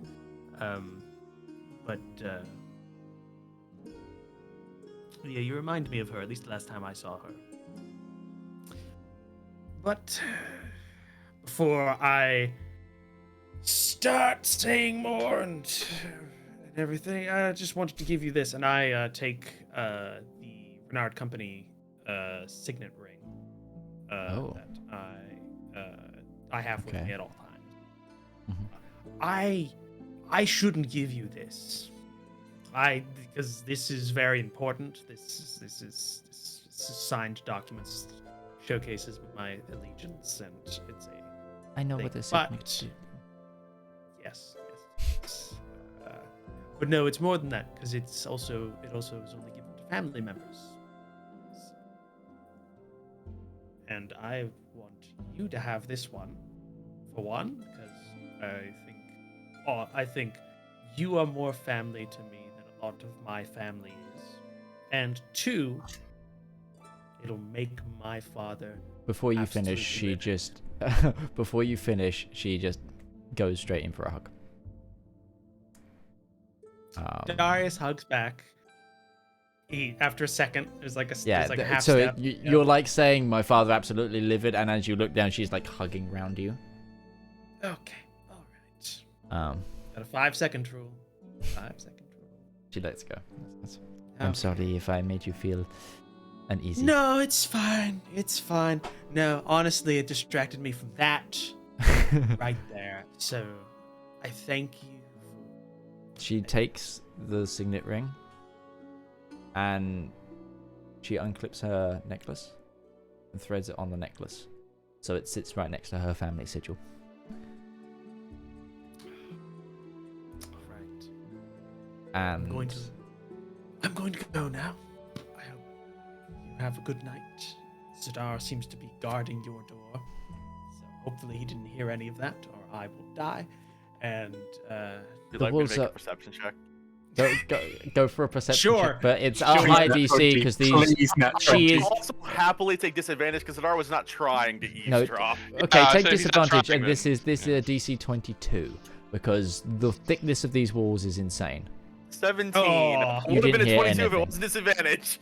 to put this in perspective, these walls are like when you went through the door, it was almost like a double thickness doorway to go through, like with almost an airlock and metal walls. the door Like, closed, this isn't it? it's Zedaar's that kind like, of thing. "Maybe It's you wanna pressurized. listen in." It's a pressurized. Also, like something about the structure of this room is meant to be able to take, incoming fire. Right. So yeah, I'm going to go. You don't have to go to training in the morning because it doesn't matter at this point. Though I would say keep training with that. If you're ever out of work, Darius, there will always be room for a master swordsman as yourself at the castle. Doesn't hide that well either. Okay. Right. These are feelings. I don't like them. It's gonna take like a 5 count and just like and opens the door. Walks out, looking hopefully none the worse. Zedaar, make an insight check. I was gonna say. Darius, give me a deception check at disadvantage. Okay. I rolled not so good on that, 16. I have no opponent. Well, I have my natural bonus to deception, but Darius looks extremely flustered to you, Zedaar. You want to take a second before you go up? Shut up. And unless there's anything anyone wants to do, I couldn't take think we will. Oh no, it's my turn now. I gotta go talk to him. Everybody's got to say goodbye to Johanna. Well, if you do, I think we'll leave that for next time, because we are at time for this episode. After a few heartfelt moments there, we will be leaving it for this week. So join us next week as we float across the skies of Legrand's land, heading towards the capital in order to reunite Johanna with her father. As always, thank you to our wonderful cast. We've got Mordred Viking, Lord Lambert, Commissar Roach, DM Opal, and DM Lake. I've been Midgeman, and you've been watching the Elendor Chronicles on the Component Cast, and we'll see you same time next week. Bye-bye now. Bye.